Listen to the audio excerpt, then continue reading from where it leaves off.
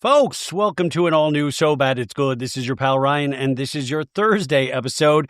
We are once again plunging into the depths of hell. We are doing a Valley Season 2 Reunion Part 1 recap.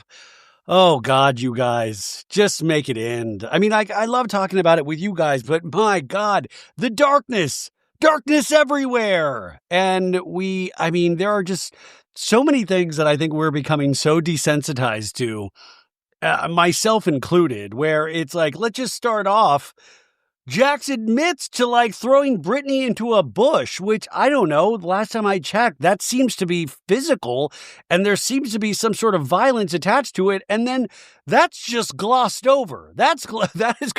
You know what? Let's not talk about that. Let's move on over it. And Jason Caperna isn't like, what the fuck, dude? And they all seem to have seen the video. They all seem to have seen this Ring video. My God, do a closed circuit television broadcast of just the Ring video at Brittany's place, because it seems like a lot of shit has gone down on this Ring video. But yeah, the first part, we're just getting into it. I think it's going to even become more explosive in part 2 and part 3. And yeah, I don't know fashion. Everybody looks good. Okay, I don't know. Yeah, everybody looks good, except it looks like Jax is wearing some sort of lift in his shoe. If you see close-ups of his feet, it looks like his poor skin is just pressed to the top of that shoe, why are you wearing lifts if you're sitting down? It doesn't affect your height when you're sitting down. Am I correct? I guess at least it's not like the extreme heel that Brock wears on the after show, but God, I don't know, you guys. What are we even doing with our lives? This isn't a friend group. This is not a friend group. And the further we can get away from pretending that it is, I think the happier we will all be. How are you? By the way, welcome to the show. How are you guys? You're good? Are you good? Okay, we got work to do, man. We got to do this because we're doing the Peacock version, which is uncensored, baby. So they added 6 more minutes of hell into this version, which we will be doing the extended hell cut of the Valley Reunion Part 1. So thanks for being here. Also, I want to let you guys know I'm on an episode of Two Judgy Girls today. I think it got released. Well, we just did it this morning. I'm talking to you on Wednesday. We did it Wednesday morning. It was so fun. I love Courtney so much, and I don't get a chance to really. I would talk to Courtney every week. It was such a blast. I hope the Two Judgy Girls listeners enjoy it. Mary, obviously, on pregnancy leave, so I hope I was able to fill in for her as best as I could, but it went in all different directions because I was just having a great time talking to her. So if you listen to it, I hope you liked it. And if you're a Two Judgy Girls listener, I hope I did good for Courtney and Summer Mary, of course. So that's out there if you want to listen to me on that. And then I want to tell you, I said on Wednesday's episode that I went and took myself and I saw Superman yesterday. Which is great. Awesome. I was so glad to do it. But what I didn't tell you, and I wanted to save it for the Valley recap, was right before the movie started, I get a DM from none other than Jax Taylor. Yes, Jax Taylor. And I'm telling you, when my butthole wanted to explode. I was like, no. And I was like, oh, this is why they tell you to put your phone away at movies. Don't disturb the magic of a guy flying around in red underwear. And so I'm like, oh, what is this? What is this? But it was because I made this Threads post. I'm not on Twitter anymore, but I'm on Threads. And I made this, it was like a silly thing. That old image of Jax driving around his neighborhood looking dejected on top of the cooler. He has the motorized cooler. Remember this? To me, it's an iconic image that I think everybody knows. And I made a Threads post that said, Jax Taylor spotted filming The Devil Wears Prada 2 in New York. And to me, this was an obvious joke for so many reasons, because that is something I've been seeing going around of just people putting random celebrities and saying they're filming for The Devil Wears Prada 2, because there have been so many leaked photos on the set of The Devil Wears Prada 2. In fact, I brought it up on the show a couple weeks ago saying they need to stop these leaks, but I just threw it out there like one of my dumb jokes. It just comes into my mind and I put it out there and I forget about it. So So I think, most of the people got that dumb joke, but then a lot of people are like, not true. This is fake news. I'm like, no shit, it's fake news. Check out the account that it's coming from. I mean, like, I don't want to, but when it's, to me, so obvious that this is fake, that it's obviously a joke, but then it scares me because I'm like, oh yeah, I don't want to spread any misinformation, but my God, how much more obvious? Do you really think that Jax is spotted on the set of Devil Wears Prada 2 in a photograph from 4 or 5 years ago, driving around his neighborhood in a cooler, a motorized cooler? Come on, let's use our heads, people. I got to use mine too. I get it. But anyways, Jax DMs me and is like, I thought that post was pretty funny. And I'm like, oh, okay. So I thought I didn't know. You never know which way it's going to go with Jax, right? And I was like, yeah, thanks. But I think a lot of people don't realize that it's fake. And he goes, oh, I found it funny. And then he said, I laugh at myself all the time, or something to that nature. And I was like, okay. And then that is over, and the movie's still about to start, and then he DMs again, and he says, did you block me on Twitter? Did you block me on Twitter? And then he writes under that, hey, did you get engaged? And I was like, holy shit, how does Jax know I got engaged? Does Jax listen to Jeff Lewis? Does he listen to the podcast? I know he's listened to the podcast before. I know that. But I was like, oh shit. Then I was like, Jax is like looking into me. I was like, that's not good. That's never good. And first off, I don't think I blocked him on Twitter, but I'm not on Twitter anymore. So I don't think so. But if anything, I'm sure he's blocked me on Twitter. I don't know. I'm not on Twitter, but I was like, I think I'm not on Twitter, but and then I said, yeah, I got engaged this weekend. And he was like, congrats, ! And I'm like, oh my God, this is like way too, what the fuck? And then I was like, should I push it? Should I ask if I can have an engagement party at Jax's Studio City? And by the way, that's like, I didn't push for information of like, what's up with the sign? Because now I have listeners like sending me photos that the sign is definitely back up after it was down, but Jax has made a statement leaving the bar, and I just didn't have it in me. I apologize. I didn't have it in me to question him over DM. I just wanted to leave well enough alone. And that brings me to my next statement. If you are a cast member of The Valley, and I'll even go Vanderpump Rules, do not listen to this show. Please. This is our time, right? It's like the Goonies. When Corey Feldman, like, he's taking all the coins. He's like, this one's for me. So I'm taking them back. I'm taking them all back. This podcast is for me. It's for us. I want to be able to unfiltered say what I want to say. Now, I know that's really not how it works. You can listen to it if you want. But if you're a Valley cast member, for the most part, I don't know who you are, all the ins and outs and the things that make you such a special snowflake of a person. I do not know.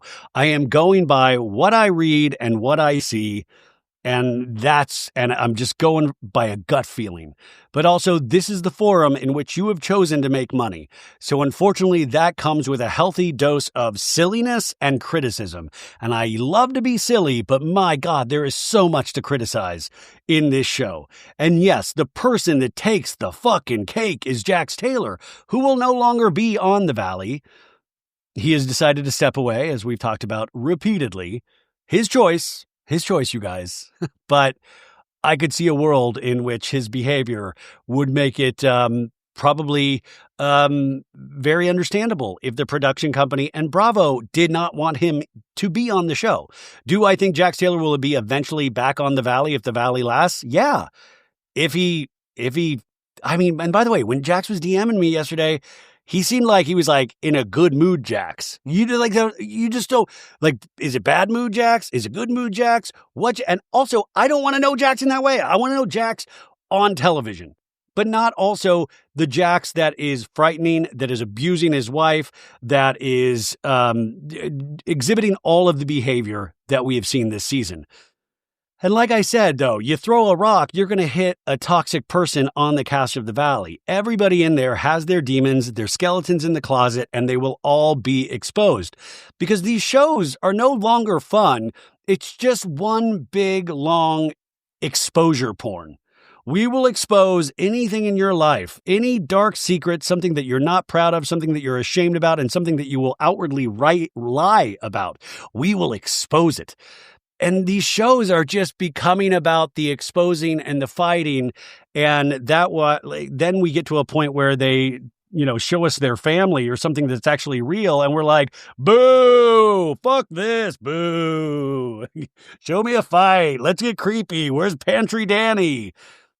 I mean, it's not only a study in these people, but it's a study of us watching these shows, right? Like, listen, I'm going to do a 2-hour podcast. Like, I need to be studied. This isn't normal, folks. It's very normal for you to be listening. And I'm so glad you're here today. And we're going to see, I was in my head and I was thinking about this and I was like, oh, it's going to suck. It's going to suck. It's not going to be fun. But I'm talking to you guys and I think we can make this fun. I think we can find some way, but we can also potentially point out the inconsistencies, the bad behavior, and give us a little bit of a roadmap on hopefully what not to do in our lives. And I think the number one thing, I say this every week, the number one thing, and I want you guys to promise me, I used to make you guys promise to never sleep with Tristan Thompson, but I want you to promise me two things. Never go on a reality TV show. I know it might sound seductive and it might be appealing, but just promise me you won't. What if like half the audience is like, nope, I'm out, peace. But the second thing is, don't sleep with Jax Taylor. At least not for a couple of years. Like say, hey, if you're serious about us doing the hippity dippity, let's wait for a couple of years. Let's, it's just like Bravo potentially putting Jax on pause. Let's all put Jax on pause of having sexual relations with him and his alleged volcano dick that Sophie and I talk about on Monday's Pop Culture Roundup. Can we do that? Can we do that as a baddie family? I personally believe in us. So anyways, yeah, I thought that DM thing, it was just, I was immediately scared. And I'm an old man. And when in those situations, I revert to a young boy. And of course, I do have to admit how ridiculous it was that I was by myself seeing Superman during the day. So doing young boy things, but man, that will really put the fear of God. And then you guys know me by now in the sense that I want to believe in people. I don't want to just write people off. I don't want to cancel everybody, even though I don't particularly believe in cancel culture because it seems like that doesn't really exist. They just find ways to pivot into other revenue streams.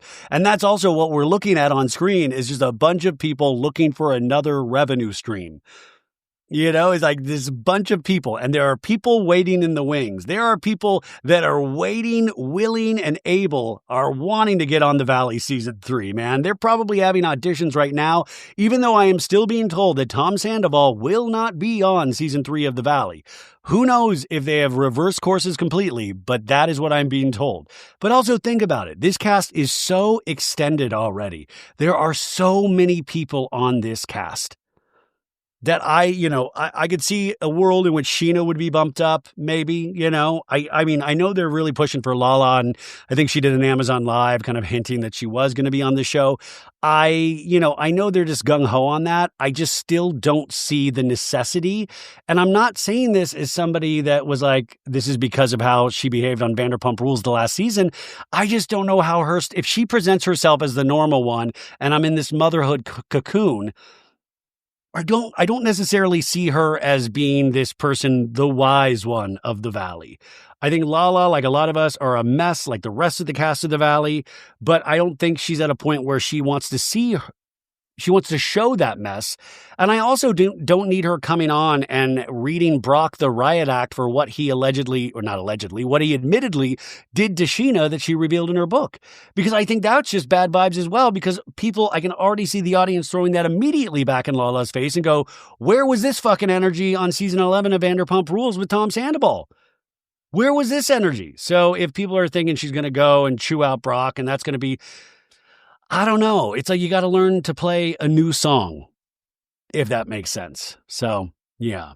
Okay, in product placement that I was blown away by this week, we had Brittany Cartwright. Short. I'm doing short in my house, the Cartwrights. Oh, I can't wait. I've got 2 more weeks to really drive this horrible impression down into the ground. That sounds nothing like Brittany any longer. But she has a paid partnership with Tums. Tums, shots, Tums. And she is partnering up with Tums, and there's a commercial that you can see on her Instagram where this lady's like, hey, 2 minutes to set. And she's like, oh my God, my stomach hurts. And the lady's like, Brittany, have you been eating this? And they like have a shot of like wings. They should have a shot of like Jägermeister. I've been doing shots, my stomach hurts. Shot. And I mean, it's a very cute ad, but it's also really fucking dark because she's taking Tums because she has a fucking ex-husband that's like spying on her and pushing her into bushes. Like, also, I gotta take Tums, I'm being abused. Like, that is flippin' wild. And by the way, get your bag, girl. We know that Jax is not paying the bills. So yes, you have to provide. And is this one of the first cases where brands are like feeling sorry for someone of like, fuck it, let's just like give her some money. But it's just weird, like Tums. And the obvious joke would be like, you're having to, I know you can't do this, but like you're taking Tums because of your ex. Like, he's everywhere. He's spying on me on cameras. I need Tums. Shots. Or just the amount of shots has gotten to eat away at the stomach lining in some way. So I thought that was truly amazing, the world that we live in. And it's one of those weird, the Valley has to be a weird show for brands to advertise with, because there's just, like I always say, there's nothing aspirational. There's nothing of like, yeah, you know what? I'm going to buy the product that person that has completely abused that other person. I'm going to take their word for the products that I should be purchasing. So I don't know. I wanted to share that with you guys. You might have seen that already, but if not, now you know. Now, this is another thing. Like, it is interesting how drama kind of unfolds or comes to light as season 3 is about to begin production. And I thought this was interesting. This was from an account, Just Booking Around, which I love, but they were pointing out something recently. Zack Wickham launched a new merch store, and his post was like, my merch store is launched, shirts, hoodies, and stickers galore. Get yours so you will be reunion ready. And there was like emojis on one of the shirts of a crocodile, a piece of poo emoji, and then pink boots. Because remember, in the first season, Zack made fun of Janet's friend Simon, who was in the pink boots. And so this was one of the things that I guess you can buy on Zack's merch store. But this past week, Simon, who you saw in the first season but was conspicuously absent, and as well as Jared had a lot of action revolving kind of around him, and we saw him on the show, but he wasn't giving really any kind of speaking part. So I don't know if that's going to change in season 3, and I don't know if this means Simon's going to be back on season 3 as well. But he wrote this about Zack using his best friend to get on TV, and somehow after 2 seasons, all you have to show for it is some merch about me? Pathetic. I'd tag you, Zack, if you didn't have me blocked on everything, LOL. But launching and promoting your merch store with a reference to me after all this time is such weirdo behavior. I've kept my mouth shut for 2 years while you continue to talk about me behind my back, take jabs publicly, drunkenly tried to get physical with me at Jax's bar. This Jax's bar, nothing good happens at Jax's. Has anything good happened at Jax's bar? He continues, screamed out of your car window calling me fat while I was running, LOLOL. Are you done yet? 3 shirts about Janet, 1 about me, and another with a design you stole from an independent artist, and keep deleting comments when her fans try to bring it up to you. Do you not have anything of yourself to offer to sell merch? And then he used an explanation. I guess Zack has a shirt that says petty, like it's like petty, petty, petty, petty, like going down the shirt. It's cool. But then Simon is saying he copied this from a designer, Snow That Product. I'm not sure. I mean, that's wild. I don't know if Zack has responded to this, but I wanted to make you guys aware that it's not just the show. Don't worry, guys. There is still darkness away from the cameras as well. So I don't know if this, like now I'm just thinking everything is storyline. So will Simon Will Simon be back on the show in the third season as one of, always has been Janet's friend, but as Janet's friend? And then Jared, will he be back on the show? And will they try to be taking down Zack this season? Zack had a really good season. The fans seem to really, really love Zack, but it'll be interesting. And especially when the big bad, and the big bad, of course, is Jax, is no longer there. Where is that negative energy going to go towards? And like I said, there's a rogues gallery of people. You can point anywhere on this couch and pick somebody. You could totally do it and be like, okay, I can see that person have a bad season. That person could have a bad season. It's very curious. So, yeah. Okay. We've got 2 more times to do this, but before we dive right back into the darkness, let's try to raise our glasses one more time to get us on the same page, to kind of even out the playing field and get happy. And I need to get happy right now, too, because I've got a long recap ahead of me. This is Dina Deadly's Raise Your Glass. Let's see if we can feel the same magic that I always feel in listening to this show. Okay, not feeling it yet. Oh, I felt it right there. Okay, it's good again. Woo! Light up the sky, burn it up like a candle. When life gets hard, too hot to handle. All you need is love in the boombox to make this world rock and up to the rooftop. We are young and we're free. Everything that we need is a moment to be. We're born to ignite, burn a hole in the sky. You and I, we will be forever young.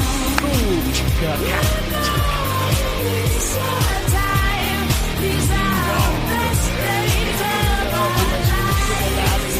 Just raise our glasses high. This one's for you tonight. Fill 'em up, raise 'em up, get 'em up high. Give it up, raise it up. Don't worry, there's one more verse after this. Just raise our glasses high. One for all of us today, you guys. Computerized sounds. Staying out late, living under the street lights. Sleeping all night, we can sleep in our free time. Saving our breath till the time that we need it. Want it so hard, you can see that we bleed it. We are young and we're free. Coming up to stage, Topaz. Topaz. Give you wings.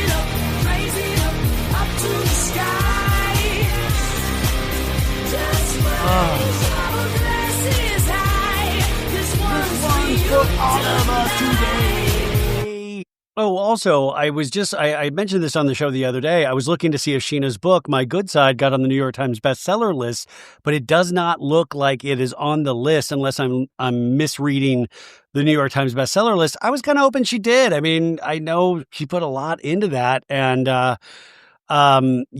so it doesn't look like, unless I'm reading it wrong, but I thought there was a chance, she did so much publicity for it. Some people are saying she revealed too much in all of the interviews leading up to it, which I don't know. I don't know enough about books and why people buy books and stuff. Maybe there is some truth to that. I'm not sure. But I was kind of hoping she did. So anyways, we start off the reunion, Andy Cohen's voiceover of like, we start a 3-part Valley reunion, and we see everybody arriving to the set, the soundstage. And remember, they didn't have a reunion for the first season, so this is big. But also remember, they filmed this reunion after, I think, the third or fourth episode aired. So they got the copies. I don't even know if these were finished episodes that they all got to watch, but they had to watch all of the episodes so they could be ready to talk about it. Now, obviously, so much stuff has happened since this reunion, which is always just a bummer because you want the most up-to-the-date stuff, because especially with everybody making TikToks and Instagram videos and TMZ and Daily Mail, you want to be on the forefront. Obviously, whatever is going on with Jax's bar and stepping away, none of that is going to be included on this reunion. But anyways, everybody's walking in. Jesse Lally, for some reason, he's like, it's Derby Day. No, man, it's a flippin' reunion. He's wearing like fur around the collar, getting dropped off. And Brittany walks in with her Stanley, and she's like, it smells like burnt hair in here. It smells like Jax lit his pubes on fire. Oh. And then they have a shot of Michelle Lally having her hair done. So I don't know if she's like, Michelle, your hair's on fire. Shots.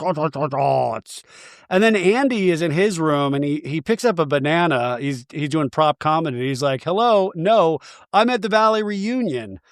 And Andy's like, get a shot of me with this banana in my hand. Do you get it? Also, Andy Cohen on his radio show on Sirius has said that he felt that he was at his fattest, like he felt very fat. I think he said he called himself like Nutty Professor-esque. And I just think that's so interesting, is because this man is in charge of kind of steering these very sensitive conversations. And, he's obviously so used to doing this, but, you never think about what is going on personally with Andy. And I love that Andy was sitting there throughout all of this discourse about Jax Taylor. And the whole time he's like, I feel so fat right now. I feel so fat. And I thought, Andy's great. He's a good looking guy. But I didn't think he looked big at all. But I just thought that was so interesting. Anytime I saw a serious discussion in the first part, I just kept thinking, like, is Andy just thinking how full he is right now and how big he might look in his suit? I don't know. Anyways, we hear people saying, like, what's up, Andy? Luke's walking by Andy. I always wonder if Andy even remembers everybody on the Valley. Janet in her room says she thinks she's going to lose a nipple today. And I'm like, don't let Jack steal it, like those sunglasses from Hawaii, right? And then Michelle's like, no one told me mine was out and my nipples is a disaster. And by the fact that Isabella's not there is ridiculous. Let me on that reunion stage. I'll fucking clear up shit right now, dude. Jesse, Michelle, mom, dad, respectively, sit down. Isabella's turn to talk. Zack walks in with like a big white face mask, like one of those like hydrating face masks. And they're like, oh, it looks like he looks like somebody in kabuki makeup. Brittany goes, hey, have any of you seen You Know Who yet? Which obviously she means Jax. And then all of a sudden we get like dark music, like Darth Vader, like dun, dun, dun, dun, dun, dun, dun, dun, dun, dun. It's like, even if you have the closed captioning on, it says villainous music plays as his ride is dropping him off. And the producer or whoever, the PA, is like, hey, how you doing? And he's like, I'm ready to go to war. No, man, don't be ready to go to war. Just be ready to talk. I'm ready to go to war. Brittany, flashback to her. She's like, oh, I'm a nervous wreck. I need Toms. Shots, Toms. Jesse talking to Andy. Jesse goes, hopefully I'm going to be seated in the back so that nobody talks to me. And Andy's like, no, you're not going to be seated in the back. Zack gives us a window into his hair care. He's like, see how the hair is falling? I want it. I want that. I want that. Jax talking to Jason. Now they're fully in their suit costumes. He goes, let's get into it. It's going to be a long fucking day. I like Jax. He's like, I know my way around a reunion. Oh, you newbies, you don't understand, but it's going to be a long fucking day. How about that? And then all of a sudden, the Chiron pops up 6 years ago. And Andy at a reunion 6 years ago goes, Jax, are you and Brittany going to get a prenup? And he goes, no. And Andy's like, why not? Because I'm going to be with her forever. And Brittany's like smiling right next to him. And Andy's like, is she going to be with you forever? And Brittany goes, yes, yeah, you know it, yes. And then we have a flash of what Brittany says in this episode going, I'll not touch that dirty dick with a 10-inch pole. And Jax goes, that's not what you said 4 months ago, sweetheart. And Andy makes this face like that looks like, ugh, but it also, just knowing what I just told you, is it also looks like he might be farting because he just feels so full, you know? And then we just start seeing clips from what we see in this first part, right? You're like, you made me lose my sparkle shots. And then we flash back to 2 years ago where Michelle is talking to Jesse going, I want to be in love with you, but I don't know if I can. And Jesse in another scene going, she went this way and I'm trying to make my way to her and she's going further away. Yes, and I am using ayahuasca to get closer to her. And then we see more scenes of what we're about to see in this first part of the reunion. So now everybody's on stage and Andy's like, hey, everybody, welcome to the Valley Season 2 reunion. I'm Andy Cohen and reuniting for the first time with the stars of everyone's favorite SoCal soap opera. Wow, this is going to be fun. Brittany, great to see you. You too, Andy. Will tonight be the longest time that you've spent with Jax in the last year? And she goes, yes, Schwartz, yes. Which is what, this is what I'm talking about in like how long it takes from filming to what we see right here. This is potentially the longest time. That's wild. And I will say, I think Brittany killed it in this reunion. Killed it. Like, got so much information out there. Obviously you could tell she was very angry, but still remained composed through a lot of that. And he goes, Jax, how does it feel to be wearing clothes that aren't merch from your bar? Hey-o, Andy, it's Jax where it hurts in the Jax's Saloon merchandise department. And he goes, Jax is like, good. And he's like, is that a conscious decision on your part? You got to support the bar. Well, do we have to support the bar? Maybe we supported it a little too hard. They're like, stop wearing the merch, please. We're going to have to remove your name. I also think Jax is one of those guys of like, yeah, there's a hoodie on the floor. I'll just put that on. Who knows? Then Andy's like, Michelle, I heard you moved in with your boyfriend, Aaron. Ugh! And he goes, how's it going? And then we see clips of like Isabella's bedroom at Aaron's place, the honey man. And Michelle's like, it's going amazing. We have Isabella 50% of the time and she's really happy. Oh man. Well, we know that they have broken up. So like, where the fuck did Michelle move? Where did Michelle move? Is she like living with Doute? Is she living with Brittany? Is she living with Janet? This is just reeks, like it's very real, but it reeks of a third season storyline. Anyways, Andy goes, excellent. And Jax turns to Jesse and goes, that's not true. What is not true about having Isabella 50% of the time? That she's happy at Aaron's? What is not true? We did not find out what that was. And then Andy's like, hey, Jesse, we saw you in your tidy whities this season. There was nothing tidy about those whities. Those things were fucking droopy, man. It looked like he had a big old, like big old burrito shit in those tidy whities, which were also dirty gray. And Jesse's like, I've since ordered new underwear. Zack told me they were a little too baggy. And Andy's like, yeah, droopy drawers.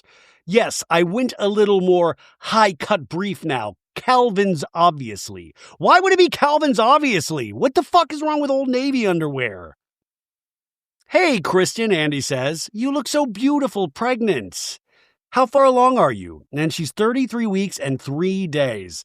Don't stress me out, my water could break. No, I'm kidding, she says. Andy goes, how are you feeling about being here, Luke? And Luke's like, I legitimately don't know where I'm at right now. He's just like, 3 years ago, I barely had running water. I didn't have internet at my place in Colorado. And now I'm the star of a reality show. But he says he's feeling good. He feels a little unprepared because we don't have a go bag for the hospital with us.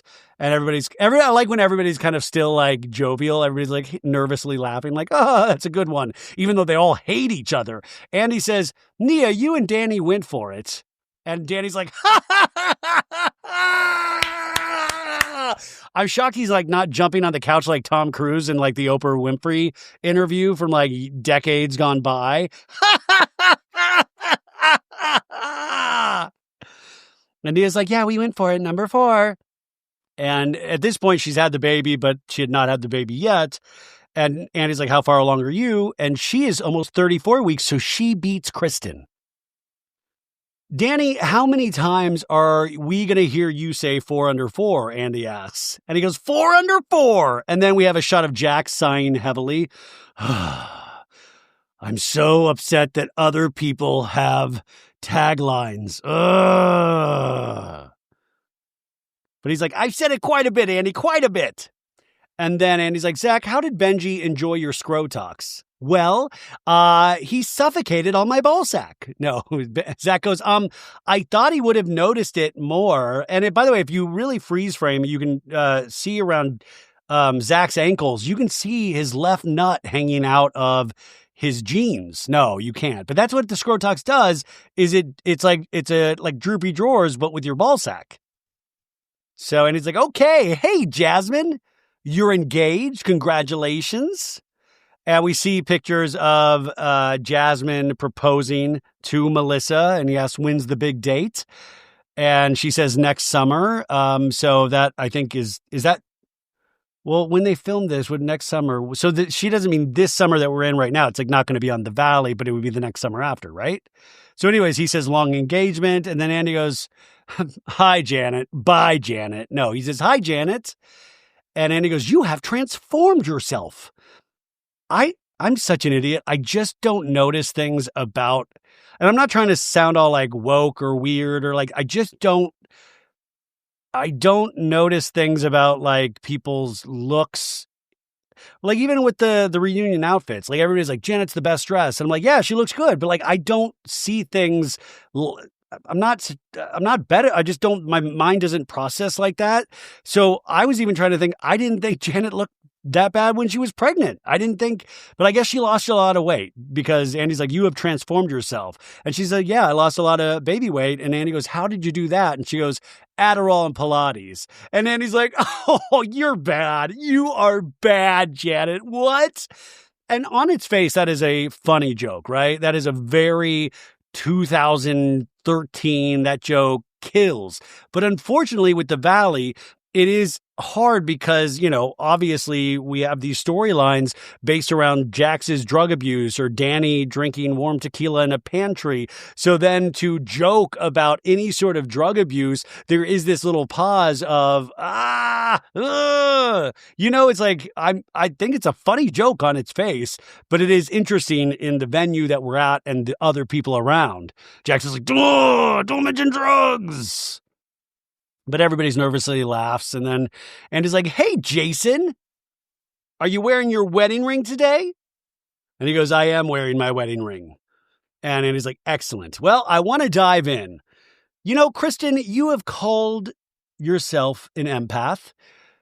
And we have a shot of Janet just shaking her head like, how dare she call herself? I come from a long line of empaths, and how dare she call herself an empath? But Andy says, I have to say you may have been the voice of reason this season. And Doute's like, who would have thunk? Growth. And Brittany's like, that's our favorite word right now, growth, and tums, and shots, and sharks. Growth. But Brittany goes, and he says, it feels like crazy Kristen might truly be retired. And she's a mom now. And Doute's like, well, that version, sure. But there's still like it's just like a different kind of crazy. And he's like, how does that feel? And Doute says, I had one moment that I was not proud of. So this is an interesting moment where she diffuses immediately the situation from Janet later on in this season. So Doute goes, if I can just start this off with an apology to Janet. If I was a producer, I'd been like, cut, wrap, everybody go to their rooms. Don't say another damn word. We need to keep the tension. But Doute says, I want to start off with an apology to Janet for just the crap that was flying out of my mouth about like beat your ass or knock you out. And that was obviously on the boat ride in Maui of like, don't make me knock your ass out, you fan. And Janet's like, knock my ass out, Kristen. Knock me out. You're a fucking fan, bitch. Doute in the reunion says, I would never, ever. And that was just not my best moment. And also calling you a whore because that's just obviously not true. I love that. I'm also going to throw in the whore thing that I would also like to say that is not true. Doute goes, but the decibels of my voice, that high-pitched screaming. I looked at Luke right after we watched it and I said, was that crazy? And he said, yeah, kinda. And Doute goes, I was like, thank you for your honesty, Luke. Note to self. And Jenna goes, I appreciate the apology. And Andy goes, that's a good way to start. And everybody applauds like it's like the end of Can't Buy Me Love. Like, I wish like there'd just be a slow clap, like Jasmine. And everybody's like, woo! And then it gets back into the hateful discourse. Andy says, well, I wonder, Jax and Brittany, why are you? No, he goes, what is the status of your divorce? And Brittany's like, hopefully it's happening soon. Called me the other day and said that he didn't know if he was going to get kicked off the show. So he was prolonging it in case he needed to get alimony from me. Ooh. Now, we can look in the future and that he did get kicked off of the show. But he said he stepped away. So if you say you stepped away, even though you got asked to leave or however that wording is, if you stepped away, I don't know how alimony works, are they able to say, well, you stepped away from your job, doofus. Why does she have to pay you when you decided to step away? Why does she owe you money? Is that play into it at all? I mean, I'm suspecting that it was more than just his decision, but this just shows the toxicity of this couple and of this man in this moment to lord this over her in this way of, well, I'm not going to sign until I find out what my status is on the show because I'm going to push for alimony. And there's just silence. Silence. And Jax goes, that's somewhat true. And he has like kind of a bad boy smile. Huh? Hey, you just got jaxed, huh? Volcano dick. And Doute goes, Brittany doesn't lie. And Brittany goes, what did you say then? And this is a little scene that was cut from the actual Bravo broadcast. And Jax goes, okay, I was prolonging it because of the podcast feed. And Brittany goes, that's not what you said. And Doute goes, Jax, let's start this off with truth. I am telling the truth. And Brittany's like, Jax, Schwartz. That is verbatim what you said to me. And Jax goes, what? Don't act like you didn't say that to me. Jax goes, then we'll agree with you what you said. Oh, that's like a half-ass, well, I guess we'll agree with you. No, dude, you said it. You know you said it. Like, let's all be on this, like, fucking radical honesty page at this reunion. Like, well, I guess we'll just go with what Brittany said. No, we're not going to go with what Brittany said. You said it. But Brittany already looks frustrated. And she goes, see?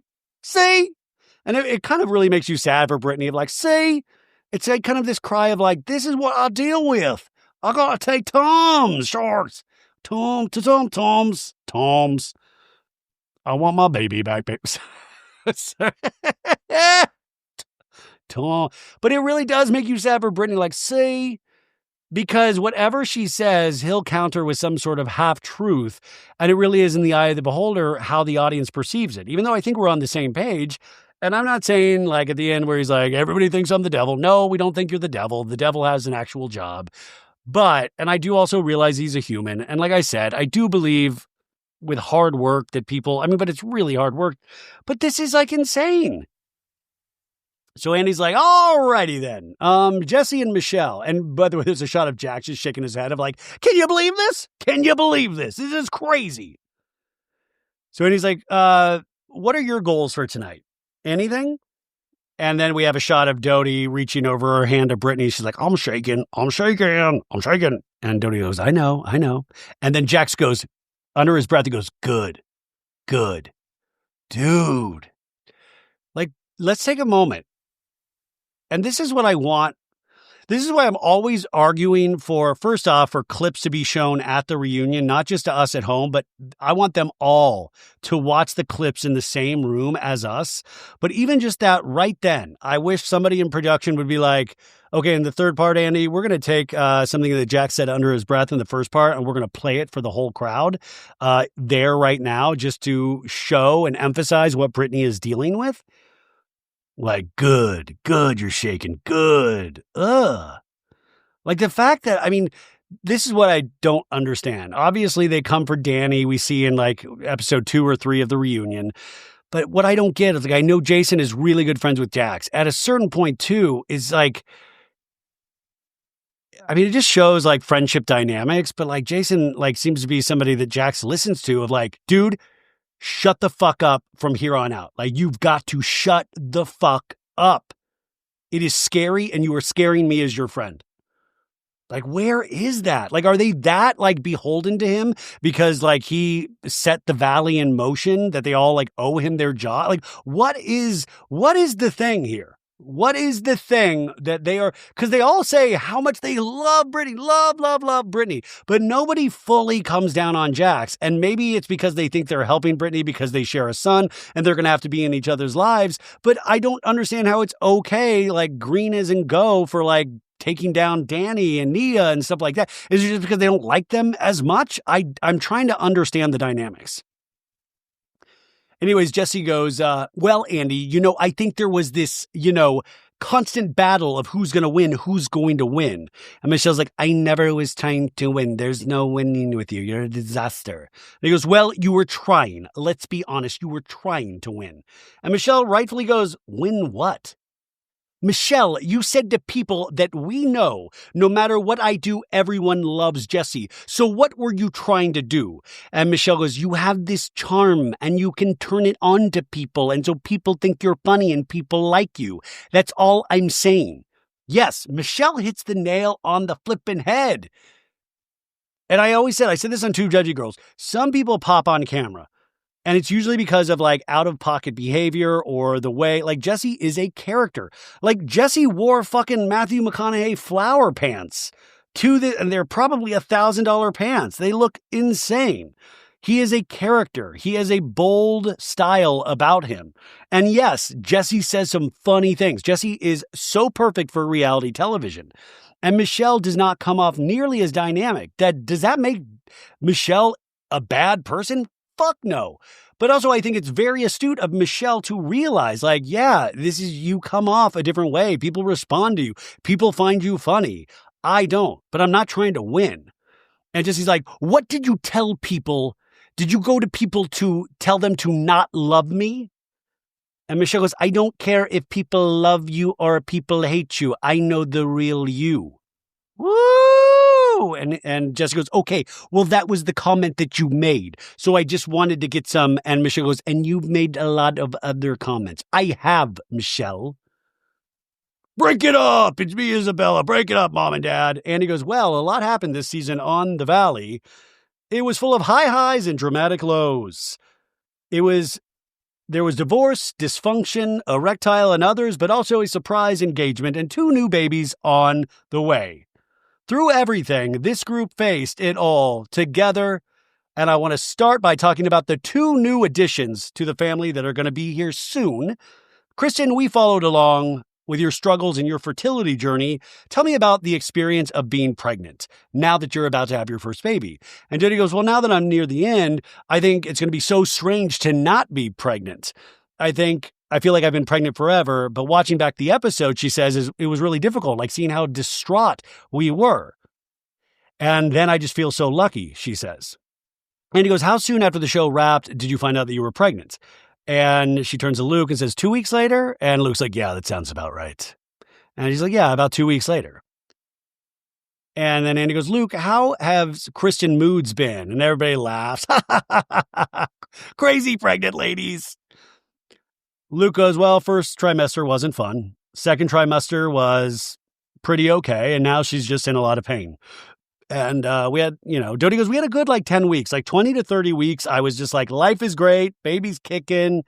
Yes. Listening to Silver Springs by Fleetwood Mac on repeat. And he says, so in the end, what was it that thinks helped you get pregnant? And Luke is like, it's obviously my super fucking sperm. No, Kristen says the hormones for sure. And then the decision to do IUI came really at the last minute. It was just like an extra 10% chance that would help us. So we decided, why not? And that's great. Whatever gets you there. I'm just so happy. This is such a success story. Andy goes, you have a wedding to plan as well, right? Where are we with that? And Luke says, no. And Brittany goes, she doesn't even talk about it, honestly. And Zack goes, she hates stuff like that. And Doute goes, not till after the baby. And Luke goes, well, we want to enjoy being engaged too, because we haven't gotten to do that. And he says, Janet, you and Kristen have obviously had your ups and downs. How's she going to do as a mom? And Janet goes, I think she's going to be a great mom. So, wow, we got an apology from Doute and a compliment from Janet in the first 10 minutes of this episode. So in my head, I was like, well, maybe, just maybe they will join forces in season 3. But I think Doute was on Not Skinny, Not Fat. and kind of spoke about Janet a little bit, and it was her experience, but I'm sure it doesn't seem like they're in a great place. So whatever we are seeing here, it seems to, be short-lived. But Janet says she's the best dog mom in the world, and that, I think, is the first big test. Taking care of something and loving something, and I think she's going to do a great job. And Doute goes, thank you. And he says, well, there must have been something in the water in the valley that week, because just as Kristen and Luke were conceiving, their fertile friends, Danny and Nia, were getting pregnant with baby number 4. And Danny goes, what? What? Nia, this is your 3rd pregnancy. And Danny goes, you're pregnant? How has the 3rd time been for you? And she goes, it's been great. My 2nd pregnancy had so many complications and so many scares that this, in comparison, is just very peaceful. And I'm just grateful because I get to enjoy it. And there's a shot of Jason Caperna like shaking his head, and he looks, he looks empathetic to her journey. And I'm like, this is what we need to build off.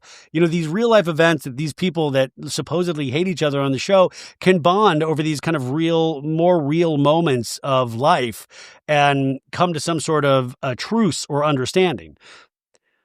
But Nia says, and I know it's the last one, instead of having all the ups and downs like I did before. And he goes, Danny, we heard you complain a lot about the pantry space at your new place. No, he goes, about how little sleep you were getting with the 3 kids. Why do this to yourself? And he goes, I didn't. She leg locked me, Andy.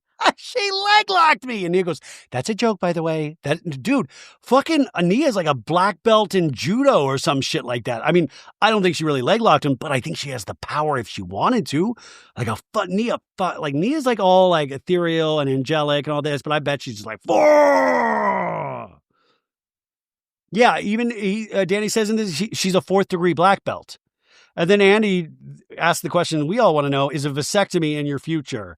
And Danny goes, ha, but it's not funny, Danny. No, truly, when are we going to get snipped? And Jax raises his hand like he wants to do it. And Danny's like, well, if anybody else wants, the guys want to be a part of my vasectomy. And Brittany goes, Jax definitely needs one. And Jax goes, yeah, Danny and I are going to hold hands. And Zach's like, you wouldn't even do scro talks with me. That has nothing to do with reproductive shit. But Zack goes, I'm not going to do a vasectomy with you. Jack's like, we're going to hold hands and go in together. And Andy goes, Jax, you want a vasectomy? You do? What do they, so they snip something, right? They don't take anything out. Because I was like, if they take out, like in a vasectomy, if you have to take something out, that would be great for my reality show museum, or even Danny's too. I don't think they take anything out, but if they did in like a lucite glass case, like, that's part of Jax's vasectomy. Can you imagine the conversation piece that would be? But Brittany goes, good, that's a good idea, because you're going to have 20 baby mamas if you didn't. And everybody goes, ooh. And Andy goes, Jax, do you use birth control? And Andy goes, Jax goes, birth control? Jax goes, I never heard of her. Just don't call me late for dinner, huh? What birth control? What are these? And Andy's like, yeah, condoms? Huh? Is that French? And Brittany's like, condoms. And Jesse goes, condoms, they're called. And he goes, I use the raw dog method. Fuck it, I didn't pay my fucking house note, my car note, and I'm fucking nutting in things right and left. Fuck it. Jax goes, I'm not really. And Brittany goes, he's disgusting. I will not touch that dirty dick with a 10-inch pole. And Jax kind of takes that in, and then he goes, okay. Nia like brushes her hair back like, oh my God, I just heard dirty dick. And then Jax finally has a comeback. He goes, that's not what you said 4 months ago when we were out at the aquarium. And you're like, you think we should hook up one more time? You said that at Hooters 4 months ago. First off, we'll talk about that in a second, but is there a combination Hooters aquarium somewhere? Like, I was a little thrown by, we were at the aquarium at the Hooters. I'm like, wait, what? What is going on at Hooters? There's an aquarium at Hooters? But Brittany goes, doubtful. I said, doubtful. And then Jax goes, so you were drunk too. So we're drunk at the aquarium / Hooters? But Brittany goes, well, now that I know everything that you've done and everything you got going on down there with your dirty volcano dick, there's no possible way I would touch you. And Jax goes, you literally hooked up with a guy who was hooked up with porn stars. And I'm like, Jax, are you talking about yourself? Like, you're talking about you right now? And then I think she's talking about Julian maybe. But Brittany goes, you do that too. You're with OnlyFans, OF models and porn stars yourself. And then Jax goes, the condoms all over the floor. And Brittany goes, hey, at least I'll use them. I mean, fuck yeah, Brittany. Fuck yeah. If I hadn't such a big podcaster ass, I would stand up and applause. By the way, Trojan or whatever condom brands are out there, move over, Tums. I think Brittany, I'm not going to touch dirty dick unless I have Trojan condoms. And I'm going to have my Tums after I have chilies at the aquarium, Schwartz. But yeah, Brittany has a great, hey, at least I'll use them. And Janet goes, amen. Safe sex. And Andy just has a face like he's holding in a fart. Oh. And Brittany gives a little look like, see, I can't, gloves are off, motherfucker. We come back from commercial and they're having like downtime in between like setups. And Jason says, even Jax is saying it, that Janet looks great. And Jax goes, yeah, you do. And Janet goes, yeah, thanks. And he goes, you look amazing. Jax is like, I'd wear a condom for you. No, Janet goes, if you count the baby, I lost 70 pounds. And then Jax goes, I put on 35. He really did. But like muscle. Like, this is one thing I will say. The dude is solid. And I'm like, this sounds so weird. Like, remember when Drake got all into bodybuilding, and he kind of still is there. I would kill to have like the old Jax body frame or the Drake body frame where it's just like skinny. Like, there's like, no, man, that's where it's at. Are you kidding me? Anyways, the stage manager's like, everybody look at Andy returning 5, 4, 3 to the gym, 2, 1. Welcome back to the Valley Season 2 reunion. Kristen, have you and Nia bonded a lot during your pregnancies? And Doutie's like, yes, I don't know what I would do without her. So that seems like a genuine friendship at this point. Doute says, like, just from the fertility journey alone, which everyone got to see on the show, through the whole pregnancy, and already she's telling me how to leg lock Luke. No, helping me with like postpartum, giving birth. It's the best thing I could ask for, Doute says. And he says, Nia, you were really open about your struggles with postpartum depression. Are you nervous that could be reality for you again? And Nia says, no. I'm like, I didn't have any postpartum depression with my first pregnancy. I think it was just twins and like all the extra hormones, maybe with the second. So I'm hoping I don't have to deal with it again. But I also know that it's something that's chemical and can be out of your control. But now I have a great support system and she pats Danny on the leg and great friends. So either way, we'll be okay. Well, until you start shooting season 3. And he goes, regarding your body image, do you think I look fat in this suit today? No, he goes, it seems like you put so much pressure on yourself, Nia. And it kind of breaks my heart. And we flash to Nia, meeting with the doctor about her breasts and the mommy makeover, right? Which she was so open about this. I mean, she was like nude on camera. Nia says, I mean, completely honest, we live in LA. I've been in the entertainment industry for quite some time, so I do still feel that pressure. And I think it's okay to want to feel good in your skin. And also give yourself grace. Like, I really try to find the balance. Yeah, I mean, she nails it on the head. I mean, we live in a society so obsessed with looks.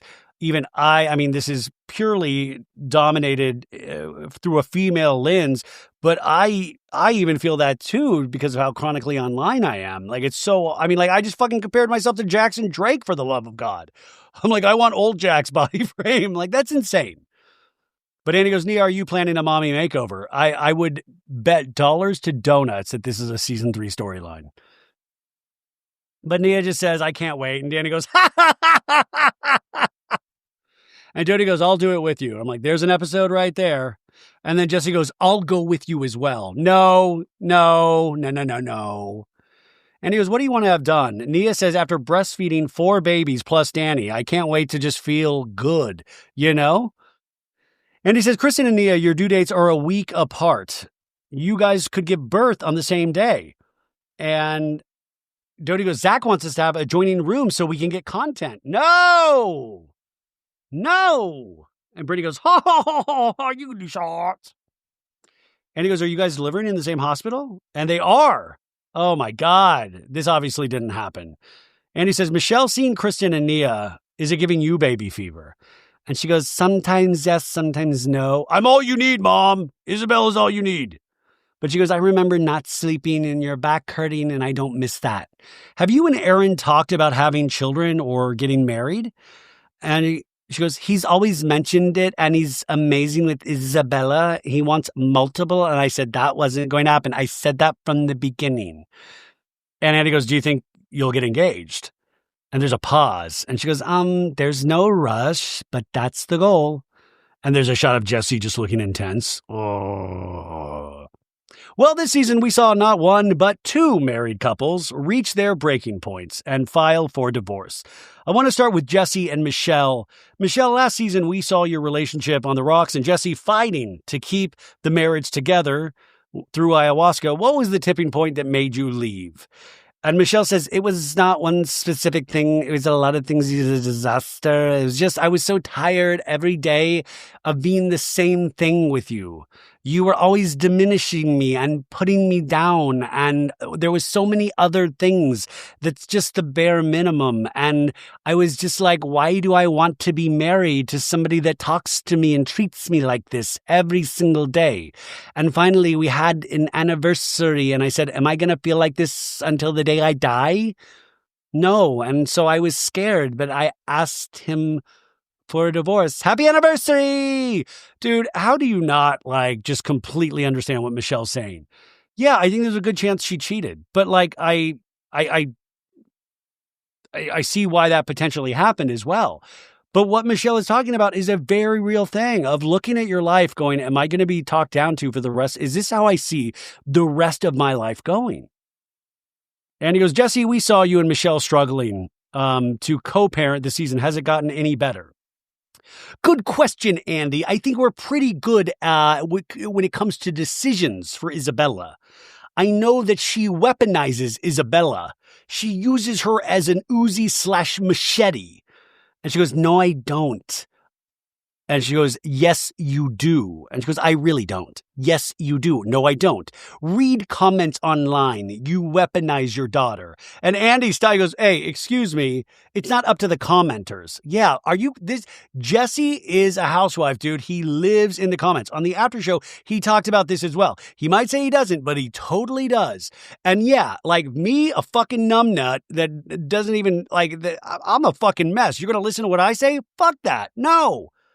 Like any of us numbskulls, you should not be reading anything that we're saying. And on top of that, you should not be following anything that we're saying or saying some commenter from fucking Duluth is saying oh, she weaponizes Isabella. Yes, I agree with this. I agree with Chili Farts 432153. Yes. But Jesse goes, no, I know. I get it. And she goes, I love my daughter, and I have never used our daughter. I've only used my daughter to try to trap Honeyman Aaron. No. But Jesse goes, explain what you said to my mom. I said, if you're not going to allow Isabella to see my mom who's going to die, she will not be flying to Boston for Christmas and spending a week in Boston. And he goes, ever again, you said. First off, fuck yeah, Michelle, dude. Love Michelle or whatever about Michelle. Fuck yes, your mom was dying. Fuck that. Fuck that, Jesse. And Michelle goes, exactly. And Nia's like, I would feel the same way, though. And Nia goes, if my mom was dying, I would feel the same way. Everybody's like, that was messed up. And Janet turns to Jesse and goes, find a way to have empathy with her for that. I understand, and she knows the truth of that story. And Michelle goes, yes, and then what happened? It worked. And that's how I have to talk to you. I have to treat you that way. But you still weaponized Isabella by using her. They have a shot of Andy making another face huh? But once again, I'm just thinking is he gassy? What's going on? And Nia goes, her mother was dying. I understand. I was butt out of it, Nia. And then Nia karate chops him with a 4th degree black belt. Jesse says, I never said she couldn't see her dying mother. She planned a trip to go to Italy with her boyfriend for 2 weeks to source honey. And Michelle goes, yes, but even before that, she wanted her sister to take the baby for a week and then me take her for a week. I hired a behavioral therapist to teach us. And Michelle goes, we hired. Hire a fucking behavioral therapist for how you guys deal with Jax. But Jesse goes, so we hired a behavioral therapist to teach us how to talk about mortality with the 4-year-old. Just show him Jax and just say this, this eventually, no. But that's deep shit, right? Misha goes, and they told you, Jesse, that she needed to see my mom. 100%, Michelle. They had to tell you that you needed to give me grace and you had to do all of these things which you didn't do. And he goes, okay. Jesse, hear what dude, you have fucking behavioral therapists telling you. Like, you are not why can't we normalize being fucking wrong? I am wrong about most everything in my life. Like, fuck, normalize being wrong. And he goes, Michelle, what's the status of the divorce? And she says, we have a custody agreement and we've been trying to work on a settlement. I have a lawyer. He does not. It has been a disaster. And Andy goes, you don't have a lawyer? It's been very expensive.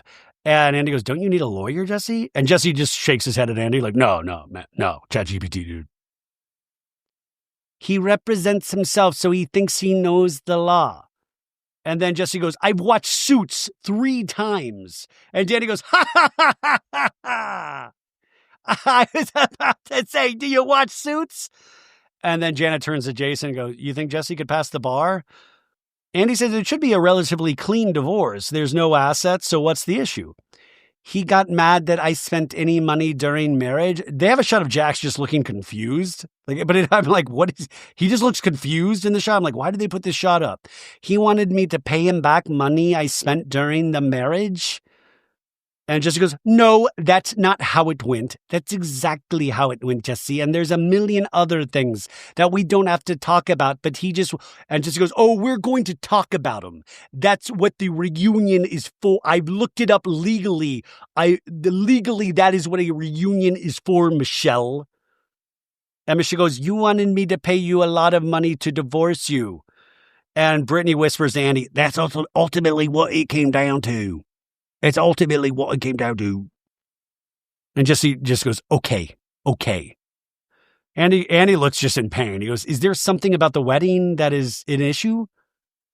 And Jesse goes, so we had this conversation. She said Jesse was making more money than me at the time. And Doute just goes, he wants Michelle to pay him back half the money from the wedding. And Brittany goes, yeah. And Andy goes, you do? And Brittany's like, can we just say that? This was cut from the Bravo airing. And Jesse goes, I paid for the wedding.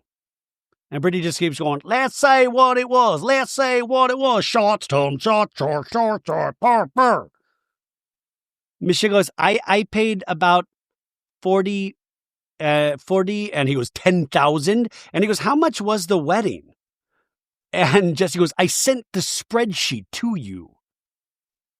And then I guess Jesse says the wedding was 150,000. Whew.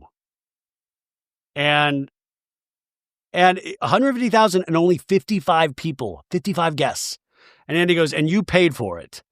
And at the time, were you happy to pay for it? And Jesse goes, we discussed splitting it. And Michelle goes, no, we didn't. Yes, we did, Michelle. And Andy goes, but now you want her to pay you back for the wedding? And then Jesse goes, here's the thing. And Doute goes, it's like giving back presents. You can't do that. Our entire divorce, sadly, and this is what I was going to say, has become tit for tat. And Andy goes, sounds like it. She wants me to pay her back for a Napa trip. And Michelle goes, I don't want you to pay anything back. I can't just, and Andy goes, why don't you guys just call it even? And Janet goes, she's been asking that. And Jesse goes, let me just finish. Let me finish. Jesse panicked, grabs like his headband to put around his like comfort headband to put back his hair. And Michelle goes, you have to say the truth when you're speaking. Jesse goes, what I was working on this week when I got her discovery And Michelle goes, my discovery?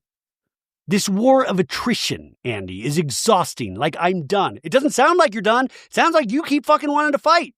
So I reached out to her attorney about how to move forward, and I said, it's Jessie Lally, proud member of Watching Suits 3 Times Esquire. I want her to move forward with Aaron. My life is a mess. That, I think, is true. I want to start putting out fires where I can. I spoke to my attorney, and Michelle goes, you don't have an attorney. And Jenna goes, wait, aren't you representing yourself? He goes, yeah. So you spoke to yourself, Andy says. No, I have a team of consultants that I work with. And Jenna goes, is that Jason? And Jason goes, I'm not on the team. Good, man. Get covered, Jason. Don't get involved in this dirty business. And he says, we'll be right back. Okay, I just took a long break. We did a live Patreon, which was a blast. What up to the baddies? Rebecca even made an appearance, which was exciting. And I said something earlier on the podcast, and I said it on the Patreon, and I was incorrect. I said Scheana's book did not make the New York Times bestseller list, but it turns out that list was released after I did the Patreon and started recording. It actually did make the New York Times bestseller list. That's huge. I mean, it's really hard to argue with success. So I'm really happy for Scheana. So this is, there's a bunch of different categories in the New York Times bestseller list. So there's like nonfiction, fiction, obviously, but this list is combined print and ebook nonfiction. So I imagine that's like audiobooks as well. And she debuted at number 4. Number 1 is the Idaho 4 about Brian Koberger, the serial killer from Idaho. And Scheana was 4. So, I mean, wild. She's 4. Now, I will say the one thing is, and I learned this from Stassi Schroeder's book, was the New York Times bestseller list. If you open it up, there sometimes on a book will have a dagger. And I learned this from when Stassi released one of her books, or maybe multiple books, was that the dagger on the New York Times bestseller list means that a significant number of bulk purchases were made, which may have artificially boosted its sales rank. Now, bulk purchases, what I'm guessing bulk purchases in this case meant her live shows, because I had somebody in the Patreon that had went to Scheana's show last night also said that it was like close to, if not sold out, and it was a blast. But part of the ticket included a book.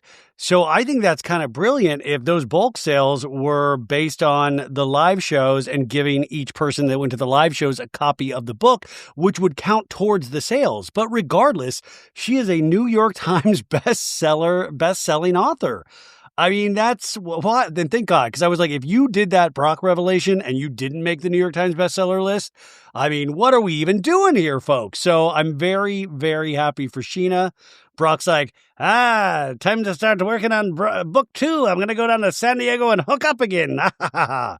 Sorry, guys, silly jokes. Anyways, I wanted to share that news, because I'm sure at this point you might have listened to me say that and go, not true, Ryan. That is not true. That is incorrect. It just turns out that the bestseller list comes out late on Wednesday, I guess. So back to the hellhole that is the Valley. We come back from this break, and Jax is looking pensive before they start shooting again. And Janet is putting deodorant on her armpits. Big fan of that. And Janet says, I forgot, Jax, you were down there. You're so quiet. And he goes, I'm scared. That's why. And Janet laughs. Andy's on his phone, probably texting with John Mayer. We are back. Jesse, how are things with your girlfriend in Orange County? He goes, they're good, Andy. Do you two watch Baywatch together? And Brittany goes, she didn't do a wide mouth laugh. She goes, with like a pursed lip. She goes, because obviously there was a bit earlier in the season. Remember when Scheana called in and that Jesse's girlfriend had hooked up with somebody in Baywatch? I secretly hoped that it was David Hasselhoff. I think that has been proven to be incorrect, but we never heard more about the Baywatch after this. So I was glad that Andy got in a little joke right there. And Jesse goes, we do not know Andy. And everybody laughs even more. And Andy goes, Michelle, how is your relationship with Jesse's girlfriend? Do you know her? Do you intersect with her at all? And Michelle's like, we've had a threesome together. No, she said, I don't have any sort of relationship with her, nor do I want to. Woo! Andy goes, do you hear from her ever? And Michelle says, especially after last summer, I asked to stop contacting me. I do not want any communication. And Jesse goes, my girlfriend made the decision probably about, I don't know, maybe a month after we started dating to reach out to Michelle to set boundaries mother to mother. And Andy goes, I mean, a month into the relationship, Jesse, that seems pretty new. You were only dating her for a month? Yes, because we were together for a month. And she was spending a lot of time with Isabella, so she wanted to know mother to mother. And Michelle goes, and what I told Jesse and our agreement was these are him and I conversations. Erin doesn't need to be involved. She doesn't need to be involved. The decisions are between us. Brittany goes, you guys agreed to not have anyone around your child. And Michelle did not have her Erin around Isabella ever. And you had Isabella around her and never told Michelle shots and then tried to get mad at Michelle because she finally wanted to have her Erin around. And you said no because he was a man. Well, you had her stay the night with Isabella. And then Jenna goes, braid her hair. And Isabella tells her that she's braiding her hair the next day. She braided my hair like a loser. So you were the one, and Brittany's like, I said, you were the one that messed up, Jesse. And Jesse goes, I'm glad that you guys have the one side of the narrative. And Brittany's like, but is that not what happened, Jesse? And Danny's smiling for some reason. And then Jesse, he's getting ready to do a big Mark Twain story. He goes, so the story is... And Michelle goes, Jesse's story. If you want the other side, and Brittany goes, come on, quit. I just know for a fact what happened. What happened? And Jesse goes, Michelle came up to me and said, I will never put my daughter in an unsafe position. I can introduce her to whoever I want. And I said, okay, that's what I can do also. And Michelle goes, I will let you know when the time is right, and you can even meet him if you want, because you were trying to tell me you're never going to introduce a man to our daughter. And Brittany goes, I saw the messages myself. I saw them. I love everybody just sharing share it with the audience for the love of God. Why are we sharing it with each other? Share it with us. Jesse goes, what I said is I felt it was different introducing a little girl to a girl who's also a mother, as opposed to a man who sells honey. No, he goes, as opposed to a little girl meeting a 35-year-old man with huge saucer eyes. It's a condition, I'm joking. But Brittany goes, that's control, Jesse. I like Brittany's now an expert on control because she's been controlled for so long. That's called control, Schwartz. And Michelle goes, the rules are not the same. And Brittany goes, exactly. And Michelle's saying that's the frustration because the rules are not the same. And Janet's like, yeah, there's different rules for men and women. And Brittany's like, she was dating Erin much longer. And Janet goes, it's sexist. And Jesse goes, it might be, but you know what? And then Andy goes, my little girl meets guys. And Jax goes, you just wanted her to be in a relationship for a while before you introduce another partner. I love the Jax, the expert spot. Oh, you know what? I'll handle this one, Andy. Hey, I got this one. What I'm thinking. And he goes, what did you make of the rumors that your girlfriend was saying negative things about you? And Brittany kind of gives a little Zoiks face, like, I don't believe it, Andy. You know what I mean? She kind of holds my feet to the fire, and I love that. When he says that, I truly mean, I truly believe, I think she actually holds an open flame to parts of Jesse's body. Brittany goes, can I just tell you one thing? I'm going to tell you one thing.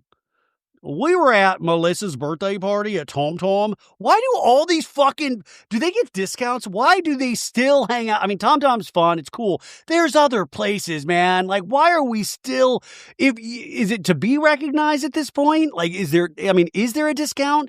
Why are we still having private events between Why are we doing it at TomTom? And Brittany goes, I don't think she likes you, Jesse. And Andy goes, why do you not think that Jesse's girlfriend likes him? Brittany's like, look at him. No, Brittany goes, she just talks horribly about him.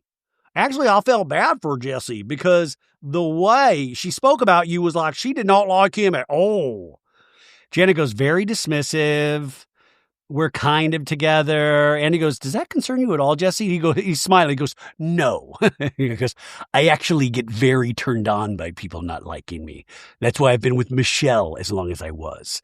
Brittany says she doesn't sleep with him. And he goes, do you think she's making this up? And also, why is Jesse's girlfriend going to TomTom? Why is she invited to the front? I'm so confused. Like, the Valley needs to do a better job at shit like this. Like, let's cover this shit in the season.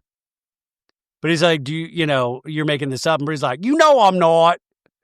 And Jesse goes, I mean, it's a perfect narrative for Michelle. So now it's like the deep state. We're all covering for Michelle with this story about Jesse's girlfriend potentially not liking him or having sex with him, when in reality, it's kind of believable. I'm not making it up. I promise you. I promise. I'll do shots. I actually felt bad. And Jesse goes, well, I honestly appreciate you feeling bad, but don't worry about me. I'm fine. And he goes, Janet, you mentioned in Santa Barbara that she was threatening legal stuff. And Janet says, that's where it turned for me. She wanted to silence Michelle from talking about the Baywatch thing and a lot of other bullet points. And Jesse goes, no, it was Jesse goes, as a lawyer myself, because I've seen suits, it was a cease and desist letter, not a lawsuit. She didn't sign a contract. She didn't take money like Aaron did. And Michelle goes, Aaron didn't take $1. So they're talking about filming. And I will tell you, Aaron probably didn't take $1 and he wasn't offered $1. These shows, that's why I'm telling you, the first couple seasons of these shows, nobody's rich. They weren't paying Brock on Vanderpump Rules for a good while. And then they did pay him. And then the next season, they didn't pay him. They're not looking to just pay like, Aaron, hey, buddy, here's a couple thousand for being. No, fuck that. Because they know they'll usually do it for free to support their like boyfriend or girlfriend. Jesse goes, okay, but he certainly showed up quite a bit. And now it's like, he certainly wanted the amazing attention that a positive show like The Valley can do for your company and for your self-image and worth. Brittany goes, great. If you're going to date somebody on reality TV, it's important. I love it now. Like, I love these people that are now this is my career. Like, if you're going to make a living doing reality TV, like, okay, guys, this is just a stop. This is not the destination. Please. But it also kind of shows you Brittany's mind, is like, shit, when Brittany is dating, that person will be on reality television. Janet says, nobody's holding a gun to her head to date you. And Jason's advice was, don't date somebody who agreed to share their life on camera. And Jessica goes, oh, Scheana was very vocal about it. And Janet was like, pretty much like, don't do this if your person is very private about all this.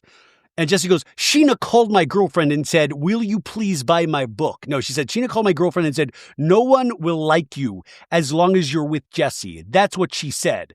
Zack shakes his head, yes. Michelle kind of goes, haha, see? Gussie, why don't we have that on fucking film somewhere? I love all the things that are truly batshit insane. We have a lot of them on the Valley, but a lot of them aren't. I'm still thinking about Brittany getting pushed in the bushes by Jax. There's video footage of this. Andy says, Jesse, do you think Michelle is anxious to finalize her divorce from you so she can get married to Aaron and start a new family? And Jesse goes, if that's the next step, that's fine. Andy goes, Jax, hearing all of this, do you think it's going to be hard for you when Brittany starts dating a man and she introduces him to Cruz? And he goes, yeah. And he goes, how are you going to deal with that? I'm going to have to spy harder, I guess. And Brittany goes, Andy, he starts a fight with me every single day about who I talk to and who I'm around every day. Every day. That's insane, you guys. Andy says, why do you have any jurisdiction about who... I wish at this point Andy had been like, okay, brother, we've been doing this song and dance with the reunions 13 years. I'm going to need to put you over my knee and spank you. I'm going to need to spank you publicly on television. And... you know what? Not even spanking. We're going to use the Shotsky from Watch What Happens Live, and we're going to just break that over your ass. Are you kidding me? But Andy's like, yeah, why do you have jurisdiction over who she's talking to? There's a shot of Zack looking very self-satisfied of see? Jax was like, don't. It's just my mentality. Michael Jordan was a lot like this. You got to be number one. I'm trying to work on it. I really am. And Doute goes, just keep it to yourself. Don't say it to her. I love Doute speaking to him very kindly and very nice. And I know they've had a long relationship. I'm just still not going, where's the fucking outrage about the pushing in the bushes? Jax goes, I get triggered. And Andy goes, do you have a therapist?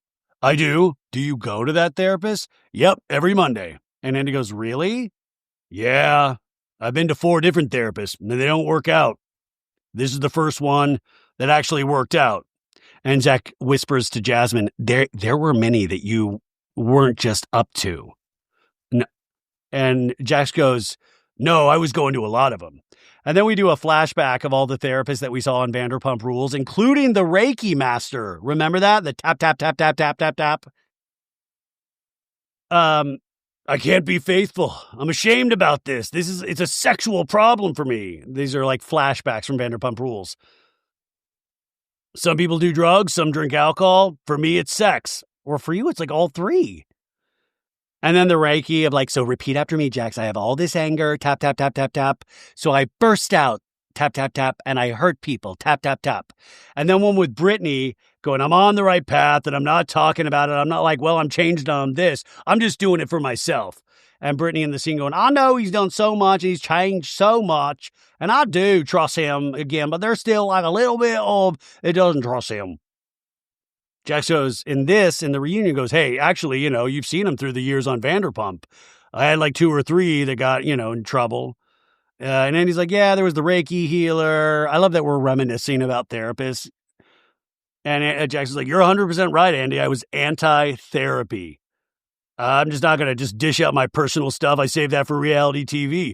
I mean, Brittany's been telling me to get help for many, many years. But women, you can't listen to them. You can't spy on them, right? I just don't listen at all. Going to the rehab, which was very eye-opening, just in terms of how loose it was, how they let me just kind of leave every day and just rage text nonstop. It was eye-opening, Andy. But truly, I wish I could have done it a long time ago. And Brittany goes, me too. I'm not saying it would have helped my marriage. It would have helped me. And he says, have his Monday therapy sessions improved anything for you, Brittany? And Jax is like, she's aware I go, Andy. And Brittany goes, no. And he goes, no? And then we just move on from like, no, let's get a little bit of follow-up there. Like, no, why doesn't it? Like, no, why? And he goes, Jesse, I want to talk about your budding bromance with Kristen and Luke. You reached out to Kristen with an apology at the beginning of the summer. Why? And Jesse says, Kristen sent me the most gracious text message. It was a full nude. No, we have the text message on screen, and it says, I just wanted to send my thoughts because I really loved and appreciated how much you owned your feelings on the episode. And Jesse goes, I got this. And I was like, wow, that's very, very big of her to take the first step. And I started to just think about what my role played and what happened last year. And we flash back to like, Jesse of like, shut the fuck up. And him slamming the slamming the fist and pushing Zack in the hallway. Like, I forgot how amped up Jesse was during the season, right? Back at the reunion, Andy says, Kristen, what had you seen in Jesse prior to the apology that made you open to a friendship? And Doute's like, well, I mean, when he asked me to come over, that was just sheer curiosity. Like, I had to know, I had to go, and especially because it was just me, and Luke was kind of like, do you want me to go for support? And I said, I can handle it, But then within our conversation, something else that he said to me that really, I think, hit me the hardest was, you hate Michelle too, and I hate Michelle. No, he said, hit me the hardest was that he didn't realize how triggering certain things can be for people. Like example, like him putting his fists on the table when he like slammed his fist, like I just mentioned, right? So Jesse was acknowledging that was triggering for Doute. Doute says to him didn't mean very much, but he was like, I didn't realize with my past with exes, that could be something that totally sets me off for almost no reason. And Doute was like, oh, I was like, wow, that's so genuine. You really are listening. And there was no, I'm sorry, but. So it made it really easy to give him a chance. Andy says, Michelle, what did you make of Jesse's apology to Kristen and their friendship now? It's a disaster, Andy. No, Michelle goes, I thought it was very ironic and it's interesting. I know what you thought of her before, Jesse. I know what you used to say. And Doute goes, and what I thought of him before, Michelle. He knew that talking to you and befriending you would make me upset and turn the whole situation. There's a plan behind that. And Doute goes, you know he doesn't speak ill about you in front of me. No, I don't know that. And Doute goes, and if he were to, it wouldn't fly with me. See, I love Doute so much, but I don't know if I buy that. Michelle goes, I believe that he manipulates you. And Jesse's smiling like a vampire, like he's in Sinners. And Doute goes, not easily manipulated, though. I consciously make a choice. And Jesse's like, just weirdly, he goes, ha, ha, ha, ha, ha. And he goes, Michelle, you told Jesse that he loves to cry, so people think that you are a cold, insensitive person. Michelle goes, I am naturally just like very guarded, and it's very hard for me to cry. He can cry on demand. And we flash back to him at the season 2 finale of like, I'm just so tired. Whatever power I have left, I bequeath to you, Michelle, to do whatever you want. Say whatever you want about me, because I'm just tired. It's overwhelming right now. Michelle says it's going to be easier to connect with somebody if you see a crying man being vulnerable. And they have a fucking reaction shot of Jax where in my head he was thinking, okay, mental note, cry. Gotta cry. Easier. Okay, cry. Cry. You gotta cry, Jax. You can do it. Doute says, I think the conversation was one of the most raw, vulnerable, honest from both of you in that moment. That conversation was, and Michelle goes, yeah, and then it went south. And Michelle says it went south the same day. And he goes, Jesse, have you always been a big pussy? I mean, crier? I'm a big crier too, so I'm just as bad. And then Jesse, this is the example he uses. I've seen the movie Rudy 40 times, and I cry every single time they carry him off at the field at the end. Spoiler alert, Jesus Christ. But by the way, Jax is shaking his head. I'm like, God damn it, me too. Fucking Rudy. Jesse goes, that's how I've always been. And he goes, you think you could eke out some tears tonight? And Jesse goes, there will be some tears tonight. I can guarantee it. And Andy goes, but will they be real? And Jasmine goes, shady. And Jesse goes, they're always real. It's like somebody, Jenna goes, I will say it was interesting seeing a conversation between you guys. You started crying, Jesse, and then she said, like, come on. And you, like, they dried up rather quickly. And Jesse's like, what conversation was that, Janet? And Michelle goes, the scheduling conversation from earlier in the season when Jesse was like, I don't want to be away from 2 holidays with Isabella. I just don't. And he's crying. And Michelle's like, you love to cry. And he goes, I might get aggravated and I might get like resentful, but you're so angry. Janet in the reunion says, I was like, oh, suddenly the tears are gone. And Zack whispers under his breath, I could say the same for you. Guys, stop with the side comments. I mean, they're funny, but like, say it with your whole chest, man. Say it. Like, we're here to say it to like your faces. Why are we doing under the breath comments from, and by the way, it's not just Zack. Everybody's doing it. Jesse's like, those tears were like the first holidays since we separated that we wouldn't be together. Jason Caperna says at the time we were filming, you guys had only been separated for less than a year at that point, right? So I think it's pretty reasonable that unless you're saying, or people are saying Jesse's a total sociopath, which some of them are, like he would have tears. It's an emotional situation for anybody. I love that Jason's, trying to be logical and you're like, okay, yeah, no, he's right. Like that's a new situation. That is a big thing. You're going to cry. Also a very weird fucking thing to put any of this on television. And, all of this is weird. But then Jason does it, I think one too many times, and he does it with Jax where you're like, don't always devil's advocate everything. So we go to another commercial at that point. So we're back from break, and Andy's like, we're back with the gang, with these rapscallions, this great lovable friend group from the Valley. Nia, I heard about your new house in Santa Clarita. And Nia's like, he got me. And Andy's like, he won. How is Danny able to convince you? And he is like, it's the house and the space and anything. We're in Santa Clarita. I kind of get down, but we have 5 bedrooms. And, guess what? Danny goes, ha, ha, ha, ha, ha, ha, ha. And Andy goes, Danny keeps saying it's 20 minutes away. How far is it? And Danny's like, it is. It is. No, when we went to Brittany's house for Cruz's birthday, from our house to Santa Clarita, it took 18 minutes. There's a shot of Jax looking angry. And then Jesse goes, that was a Saturday on a Friday afternoon. 1 hour. And he goes, Jasmine, did you sell them the house? And Jasmine's like, no. I don't work that territory, Jasmine says. Hey-oh. Jasmine's got words, man.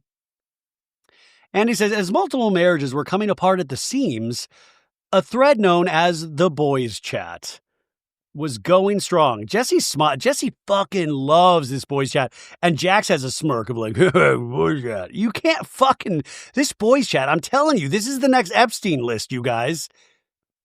But, and he's like, it was fueled by drama, scandal, and rumors about Michelle. Jax, for all of us who are not lucky enough to be on the boys chat, pull back the curtain for us. What kinds of topics are y'all discussing? I'm sure geopolitics, state of the world, genocide, famine, just like real world stuff. Jax goes, well, we started. And Brittany goes, dirty, shots, dirty. Jax goes, we started at Schwartz's wedding. Well, so many bad things started at Schwartz's wedding. That's where it started. And I don't know why we had a flashback to Schwartz's wedding. And we see Jax and Brittany walking down the aisle and Tom Sandoval and Schwartz. We see Scheana and Ariana. We're seeing a lot of this wedding for some reason. Doute's there. Stassi's there. The dogs are there. Jax is like, it kind of started out as like, all the guys talking to each other. Because we were all like living in little houses on the property at the wedding at the time. So we were all just communicating. And Doute goes, sending pictures of like stripper vaginas to each other. And Jax is like, not in the beginning. I love that. Not in the beginning. I had to test the waters. First, I sent a nipple. Eventually worked up to a butthole. And then it was just straight gine. Straight giner action. Yep. I was grooming the boys chat. Yep. And Brittany goes, degrading women 24/7. And Andy goes, okay, who on the stage is still in the boys chat? And Zack goes, well, I was on it at one point, and I literally got out because of exactly what she's saying. And Jenna goes, one vagina, Zack's out. And Andy goes, so really it's only Jesse and you, Jax, that are in the boys chat here. Jack's like, correct. It's an elite team of guys. And Andy goes, Danny, you're not in it anymore? And he goes, no, Jax kicked me out. Which, by the way, good. I mean, I'm telling you don't want to be in the boys chat. I swear to God, I bet you they're sending Valley memes. I bet it's insane. I bet they've sent like pictures of your moms, you guys. Seriously. But remember, the rumor about Michelle being a high-priced call girl was started in the boys chat. And Danny brought it up on camera. And Michelle was crying, the whole deal. Like, I mean, it really, you forget how many things happened this season that were just so fucking bleak. And he goes, Brittany, when you and Jax were together, what kind of things did you see in the boys chat? Oh, he showed me everything. He showed me Jesse's messages. And Jesse goes, thanks for that, Jax. He would talk about how horrible Jesse was and all this and that. I love Jax. Like, this asshole Jesse, he doesn't even know how to send a good vagina pic. Huh, it's all fucking blurry. I can't make out shit. But Brittany goes, hey, Jackson, not like Jesse. I don't think like at all. Jax is just, Jesse and Jax are sitting next to each other. I totally believe Brittany. But Brittany goes, he was showing like all these naked girls and everything. Naked girls. And there were just a lot of dirty, nasty things in there. And then Jax goes, it's locker room talk. Hey, it's locker room talk, Andy. Locker room. And I was like, where have I heard that term locker room talk? And then I was like, oh, of course, our president. Remember when the Billy Bush tape got leaked? Where he was like, women, you can grab them by the pussy, and then Trump went on and, didn't apologize, but he said, it's locker room talk. So I love that Jax, I think this is Jax announcing his candidacy for 2028. And he goes, Danny, you broke the first rule of the boys chat. Don't speak about the boys chat. And Danny just keeps laughing. Why did you tell Luke that Jesse said Michelle was sleeping with a billionaire for $1,500 a night? And we flash back to him whispering that to Luke earlier in the season. Like they're saying to Michelle can't afford her place, so she's hooking up with a billionaire, $1,500 a night, blah, blah, blah. Sleeping with a billionaire, blah, blah, blah, blah. Danny goes, hand to God. I'm swearing on my place in Santa Clarita. I obviously had my mic on. We were talking about having a conversation about Jesse and Michelle. It was wrapped. That's obviously a term for wrapped for the day with productions. So cameras were down. And Nia goes, you thought it was wrapped? I didn't know that there was a camera behind me. That's why I'm literally whispering after we were talking about Jesse. And then Janet turns to Jason and whispers, you know how mics work. He's an actor. Once again, don't side comment. Say it with your whole chest. Say it to Danny right then and there. Wouldn't that have led to a fascinating conversation of Danny, you're an actor. What do you mean you don't know?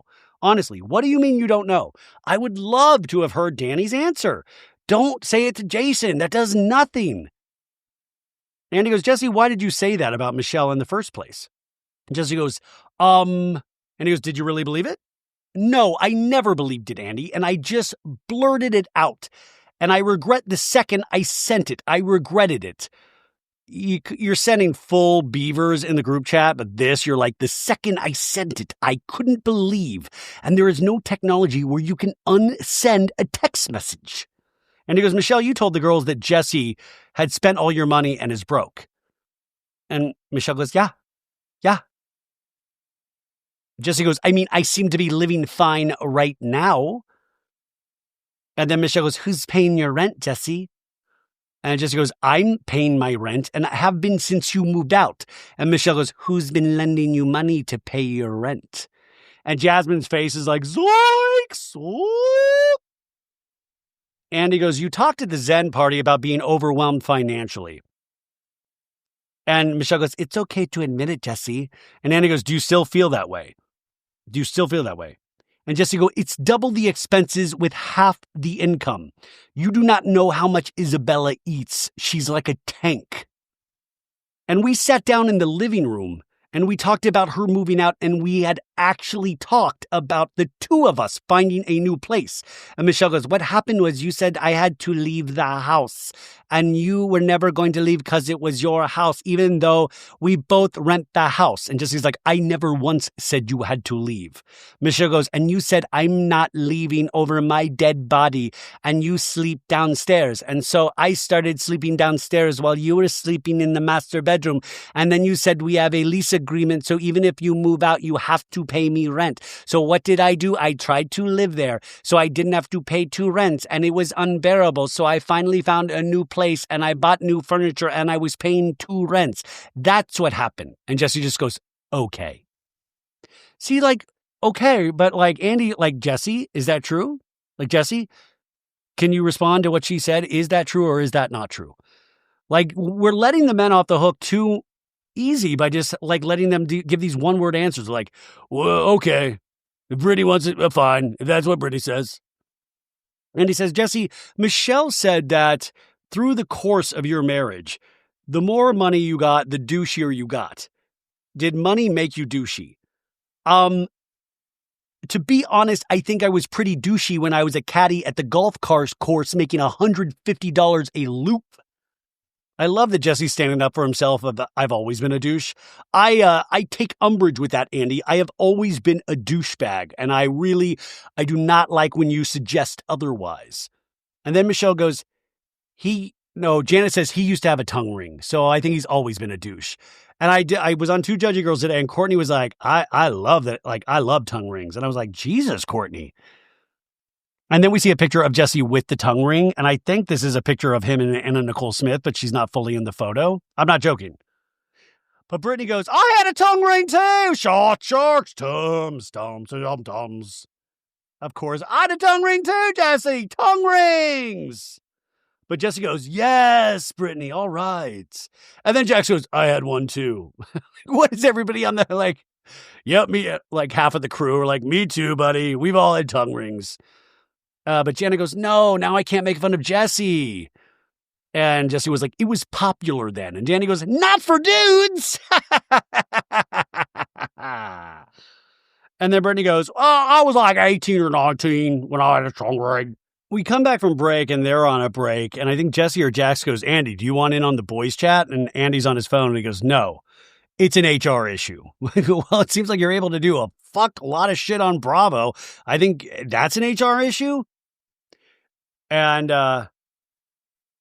Jax says something like, I don't make anything. And Janet says, you told everyone when we gave birth. Oh, I don't say anything in the boys chat, I think he says. And Janet says, you told everyone when we gave birth in the boys chat. And Jax goes, oh, I'm talking about the show. I'm talking about the show. I don't do that. Why would I do that? You guys are the ones that go and live on Reddit and leak shit. And Janet goes, I don't leak shit. I read. I read Playboy for the articles. Janet, I read. Stage manager says, so we're going to start with a bump in. Everybody look towards Andy. We are back with the Valley reunion. And this season opened with the shock of Jax checking himself into a mental health treatment mental health / drug detox / Taco Bell / KFC treatment facility. I want to start at the beginning, Jax, and talk about what led up to that. So, Brittany, just days before filming started this season, you and Jax were separated, but talking about getting back together. Then you had a fight at your house that changed everything. I wanted to discuss what set Jax off. The text messages between you and Julian, Jax's friend and Lala's ex. And we flashed to Jax going, Julian and I were friends. We were hanging out all the time. And he goes, so how soon after your separation from Jax did you start seeing Julian? And Brittany's like, probably like a month. Pretty quick. Jax is just shaking his head in anger. Ugh. And Jax goes, quicker than that. And Andy goes, Jax, what were the rules? Brittany goes, no, it wasn't. What were the rules that you and Brittany established about dating inside your friend group? Jax is like, I mean, honestly, I don't think we really set a rule on the friend thing. You just automatically assume. I mean, we had one rule, don't date Raquel Leviss, but other than that, no rules.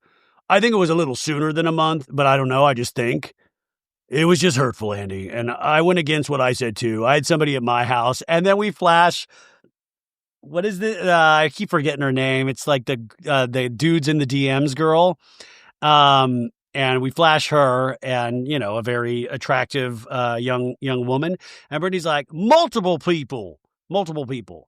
And Jack's like, well, I'm not trying to start a war here. It's just that's what was hurtful to me, and this is what made me spiral. And Brittany's like, he was extremely aggressive. He threw the coffee table, landed on my knee, turned black immediately. He threw both bar stools. He threw my Stanley cup and broke it. He threw my phone and broke it. He threw my laptop and broke it. He threw me into the rose bushes. Whoa. This is the part. Okay, let's back it up. First off, how the fuck do you break a Stanley? How do you break a Stanley? I have a Stanley right here. I've been throwing it against the wall all day. It is fucking good as gold. How do you break a Stanley? And then the throwing her in, he threw me into the road, he broke the computer, broke the laptop, broke all of that shit, but throwing her into the rose bushes. And Jack goes, I didn't throw you in the rose bushes. And Brittany goes, yes, you did. It's on my Ring camera doorbell. I never throw you in the rose bushes. And Kristen goes, yeah, yes, you did. No, I didn't. Yes, you did. Everybody, my close friends up here have seen the videos. And Jasmine's face is like, ugh? And Zach's face is like, yeah, we've seen it.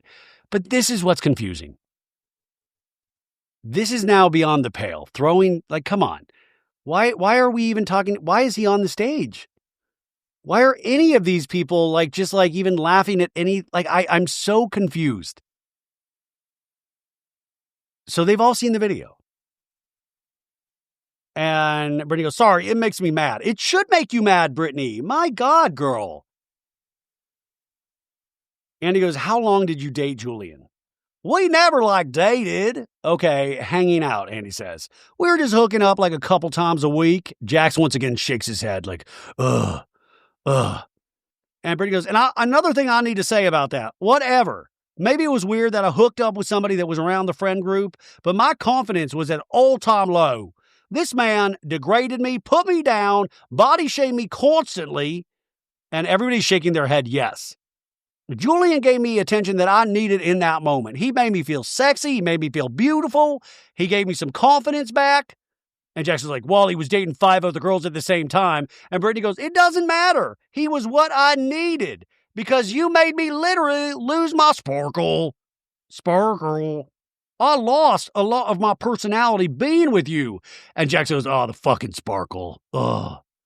Everybody knows it, Jax. I'm not arguing with you. Did you see me arguing with you? And Brittany goes, well, you're going lost her sparkle. Jax goes, I'm just, enough with the sparkle word. Enough with the sparkle word. I mean, come on, I get it. I understand. And Doute goes, but that's because you made her feel like shit, Jax. But that's how I thought about myself.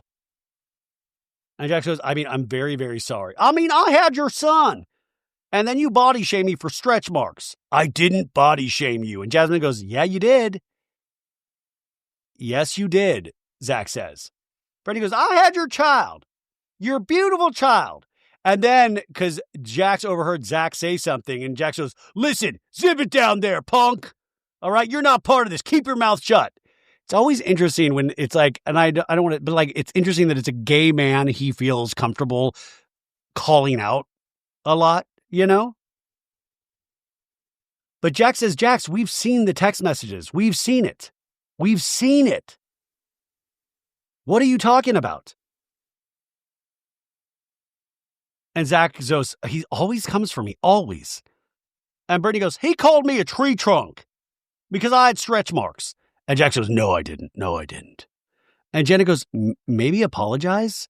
Well, I am very sorry about it. And see, Jason, this is where Jason is like, Jason should be like, dude, none of this is okay. You are my friend, but that is monster behavior. Monster. Andy goes, are you very sorry about I'm sorry about all this, Andy, to be honest. This is not how I wanted this. This is the last thing I wanted for anybody to see was how this all got. I couldn't control it. Andy goes, on Watch What Happens Live, Brittany didn't give your... Also, I think Andy is one of the best reunion hosts in the game. And I think we've seen that time and time again, especially when you compare it to like other reunion hosts or reunions we've seen recently, like Nick Viall with the Mormon wives, or, you know, like Andy really does. Like he knows what he's doing. But my God, why is there no fucking line of questioning about pushing into the bushes? Or did it just get cut? Also, I want to say I have a freeze frame on Jax's face. It's very interesting. Right behind it, they have a photograph of Jax with Cruz on his shoulders. And that's a manipulation in itself. That's like helping Jax out. I'm like, remember, he's a dad. You know, like, I don't think we need to give that to him in this moment. But Andy goes on to this question about, like, Brittany making fun of him on Watch What Happens Live for his sexual prowess. The highest marks, Jax. And I don't get it because even Doute laughs in that moment. Why are we laughing at all? Like, we literally just talked about her getting pushed into the rose bushes and getting called a tree trunk. How are we even at a point where we can laugh at any of this? I'm truly confused as a viewer and somebody that studies reality television. We cut to Watch What Happens Live with Brittany, and Brittany's like, there was times when he was about a 7 or an 8, but a majority of the time, no stamina, no nothing. I'd say a 2 or a 3. And Doute in the reunion goes, why would she, though? It's her ex-husband. And Brittany goes, I didn't say always.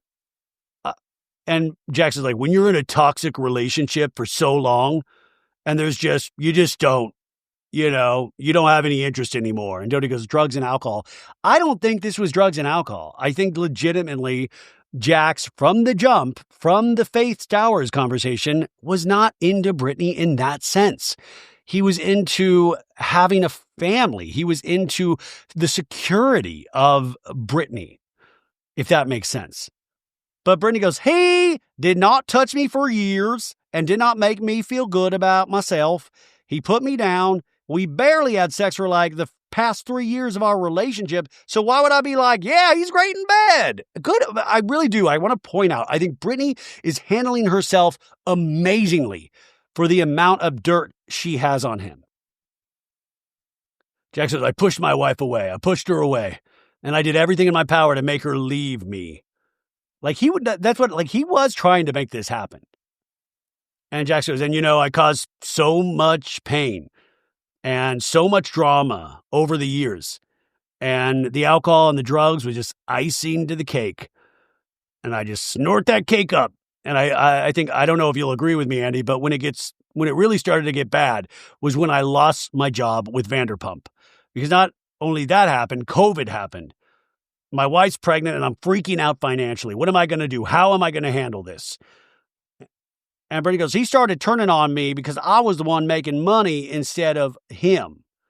And Jack's like, yeah, I let it get me, instead of being happy for me, he held it over my head. He wanted that Jenny Craig ad. And he goes, I did 100%. And Andy goes, shouldn't you be happy that she was bringing in money in? Yes. But as a man, you just want to be able to support this man bullshit. It's like, you can't use the man thing when it's convenient and then duck away from the man thing when it's not. You're a man. Pay your son's medical bills. Pay half of them. Not even the whole thing, just half. Like, that's also being a man. I don't know. But Brittany goes, we weren't in competition, Jax. We were a team. I know. I was so angry about the fact that I was parted ways with Vanderpump. Okay, let's blame Vanderpump Rules. I was taking all that anger out on her. This is why nobody should have job security in reality TV. Nobody should expect a paycheck from reality shows season after season. It's just not the business. This is not a career path. And Jax is like, not only I had the baby on the way, we had COVID. Where's the money going to come from? And Brittany goes, me! I'm not playing the victim at all. I'm kind of playing the victim. But between the drugs and the alcohol and the anger, Kristen used to tell me all the time, like, Jax, you have a fucking problem. You're angry. The vein would pop out of your head. I couldn't control it. And Brittany goes, the Julian incident was not an isolated incident. He has acted that way many times to me. Okay, so the Julian incident is the incident where he broke everything and threw everything. So she's saying this is not an isolated incident. And she goes, I am such a forgiving person. And I loved him so much. And I was trying to make our marriage work for years that I brushed it off. And I forgave him every time that he apologized. He promised me he would change, promised he would get better. And I really believed him because I loved him so much. Schwartz.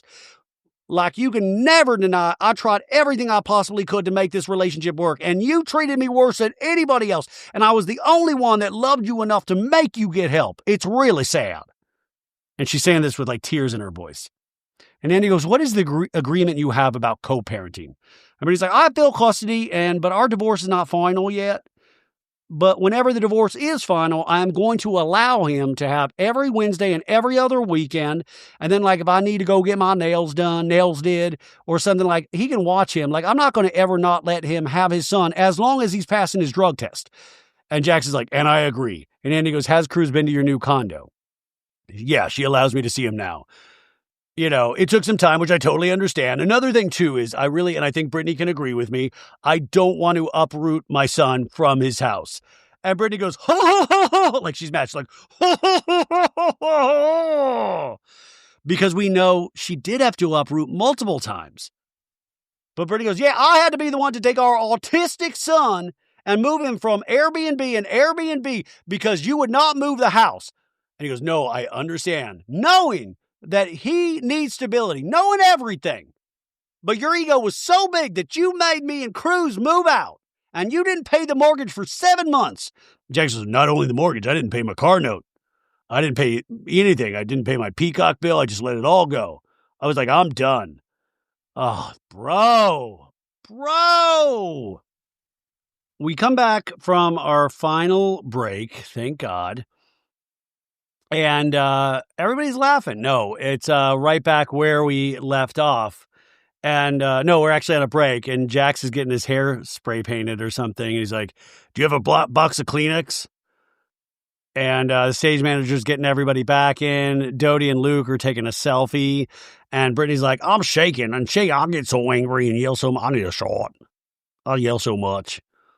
I want to be able to like control. And Doute's like, don't give him your power. Don't give him your power. It's so effective when you insult someone in a calm voice, Doute says. But I think Brittany's doing great. Okay, 5, 4, 3, 2. We are back with the Valley reunion. After the explosive fight with Brittany, Jax made the decision to seek help at a mental health treatment facility. Jax, what made you decide to seek help?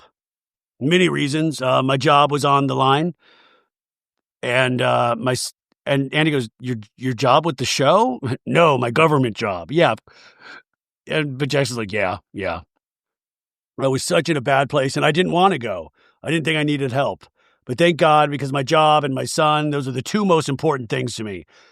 So yeah, when you start taking those away, it's like, Jesus, you need to go. Andy says, Jax, you actually went to rehab twice. And he goes, yes.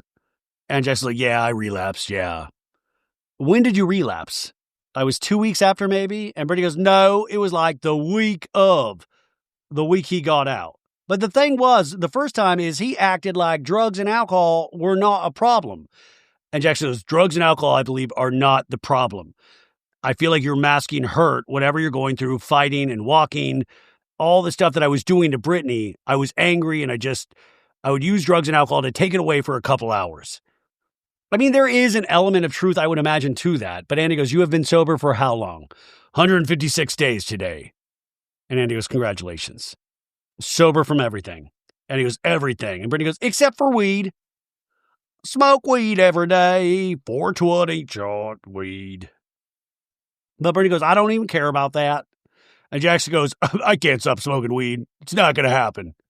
Jesus, dude. But Janet goes, we're all okay with that. And he goes, Brittany, and you believe he is sober. Well, he does pass his drug test. I've got like a pack of 100 drug tests, and I've given them to him sporadically. And Jackson goes, twice. I think it should have been more than that. Brittany goes, yeah, but I get a text every Monday from the guy. What guy? The guy that Jackson's therapist? Do we trust that this guy is on the up and up? It's not fucking like Jason texting Brittany from like a masked number? Jackson goes, so I made it a point to make sure they call Brittany every Monday when I take my test because I want her to know that I'm passing. And Brittany goes, but who is the person that made that happen? Jackson goes, nobody made it happen. It was the right thing to do. Are you on steroids? Woo! Brittany goes, are you on steroids? And he goes, I'm not on steroids. Your attitude and your personality is so sporadic. So if it isn't the drugs, if it isn't alcohol, if it isn't this, why are you just still as crazy as before? Now we're really hitting in on something here. And Jax goes, and no, Andy says, you're saying his anger has not improved. And Jax under his breath goes, I don't think I'm just as crazy. Andy goes, and so you worked on your anger, Jax, apparently in rehab. He goes, I'm trying to work on my anger. Still very trying to work on that. And he goes, it sounds like what she's saying is it hasn't changed. Well, I think it's gotten a lot better. I mean, don't you agree? It's gotten a lot better. And Brittany goes, some days it's okay. And then the next day it is absolute hell. Like whenever it was Easter and he came over, that day was fine. Very next day, he started a huge fight with me for absolutely no reason. It's that after Easter hangover. I get it too. No. But then Brittany goes, he went through my trash cans, went through my drawers, my private drawers, everything, trying to find if I had been hooking up with other guys. Counting condoms. First off, the fact that Jackson count, huge mic drop. No news right there. But counting condoms, going through her drawers? And Jax keeps going, yep. He was extremely abusive and extremely aggressive. And he goes, why should she not be allowed to be seeing someone? And Jax goes, she should. And Brittany's like, the disrespect is insane. And he goes, I would assume that you would agree that if you were on steroids, it would be detrimental to your anger issues. So Andy trying to dance around this. I just want Andy to go in, though. And I know he's had a relationship with Jax for a long time, but why are we tap dancing around shit? But Brittany goes, that's why I'm worried. And Jax goes, I'm not on anything. But he just lies all the time, so I don't know. And Brittany goes, huh. And Jax goes, keep testing me, and I want you to test me. Somebody go get a steroid test on set right now, because she's testing him for drugs, not steroids. But he goes, I want you to test me. It holds me accountable. In my head, if I ever try to slip again, I know that you're going to test me anytime you want. And I want you to test me anytime, not only for you, but for me, to hold me accountable. And now Jax is starting to tear up. He's starting to tear up. I don't want to touch drugs and alcohol again. It fucked up my life. And everybody goes, yeah, soft. And he wipes away a tear, but I can't see the tear. And he goes, it's tough. It's fucking hard. And I know it's hard for her, and she's the victim here, not me, okay? But I'm a human being too, believe it or not. I know so many people think I'm not human. I'm the devil. I get it, but I still have fucking feelings too. I do. This is the hardest fucking thing to do this in front of God and everybody. I do not think God's watching the Valley. God's like, you know what? I'm tapping out. After the second episode, God was like, I can't do this. I just can't. I created everybody. I'm so disappointed. But he's like, in front of God and everybody's going to see this? And Brittany goes, you knew we were filming whenever you did these things. True. And Jax goes, yeah, I knew that, but I'm not thinking about filming. That's why our show is the real shit. And Brittany goes, exactly. Because I put everything out there. Okay, which is it? Because, remember all of Jax's cameos where he's like, hey, it's me, Jax Taylor. I play a character, I'm a pretty good guy, actually. Which is it? Is it... Yeah. It is so sad. This is my life. But it's really frustrating. And I don't have anything to do with this. Imagine how frustrating it is for Brittany. But I also don't get, when he was like, I'm not the victim here, Brittany is. And you see, reaction shots of Janet going wow, yeah. But I just don't get how any of these people believe anything that he says, because we have so many examples of him saying similar things or, taking accountability and then, he knows to say how, you know what I'm saying? Anyways, that's the end of part 1 as the music swells. And then they put, if you or someone you know is struggling with substance abuse, call the Substance Abuse and Mental Health Services Administration helpline, 1-800-662-4357. It's free, confidential, and available 24/7. What if you call that number and it's like, hey, it's Jax. What can I help you with? No. Once again, I've said this many times through the years. Why do they not put this at the beginning of shows? But also, why do they not put something about domestic violence as well? Why don't they put that in there? I think that would be so helpful, because I'm sure so many people go through situations like this. So then it's next week. It's part 2 of the Valley reunion. And we have Brittany saying, if you're apologizing to me and you mean it, you should be able to look me in the eye. And Jax is like, because I'm embarrassed and ashamed of who I am.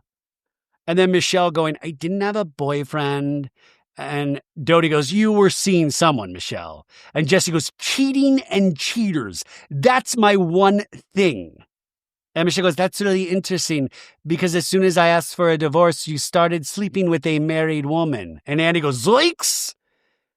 And Michelle goes, so which one is it? And does a little neck move. And then Jasmine to Danny says, your apology to me felt like shit. And Danny goes, I thought we were good. And then Jason seems like he's choked up. He goes, you are a clown, dude. You're a total clown. And Danny's like, are you kidding me? And Jason goes, I am not kidding you. The fact that you won't even admit that you have any issues, blame everybody. I just don't understand why Jason doesn't have this energy for Jax, his close friend. But I do think Danny, I'm very, very interested to see part 2. Okay, so as a reality show viewer, that was a very solid first part of a reunion, if you're just looking at it on its face. But my God, obviously they had to let Jax go. Obviously. And I just don't understand. It's so normalized, all of this. And it's scary because then we normalize it. And I just want to say this is, and once again, I started this saying, I hope Jax is gonna put that fucking hard work in that he says he's putting in. I hope he's able to make lifelong changes. I really do. But it's just such a... anyways, happy Thursday, folks. Oh, you guys, what a long day. Go listen to me on Two Judgy Girls. Go support that with Courtney. That was a blast. And thank you to my Patreon subscribers. And I'll talk to you on Friday for a Real Housewives of Orange County recap. Oh, thank God this is done. Have a great day or night or whenever you're listening to this. Bye, guys.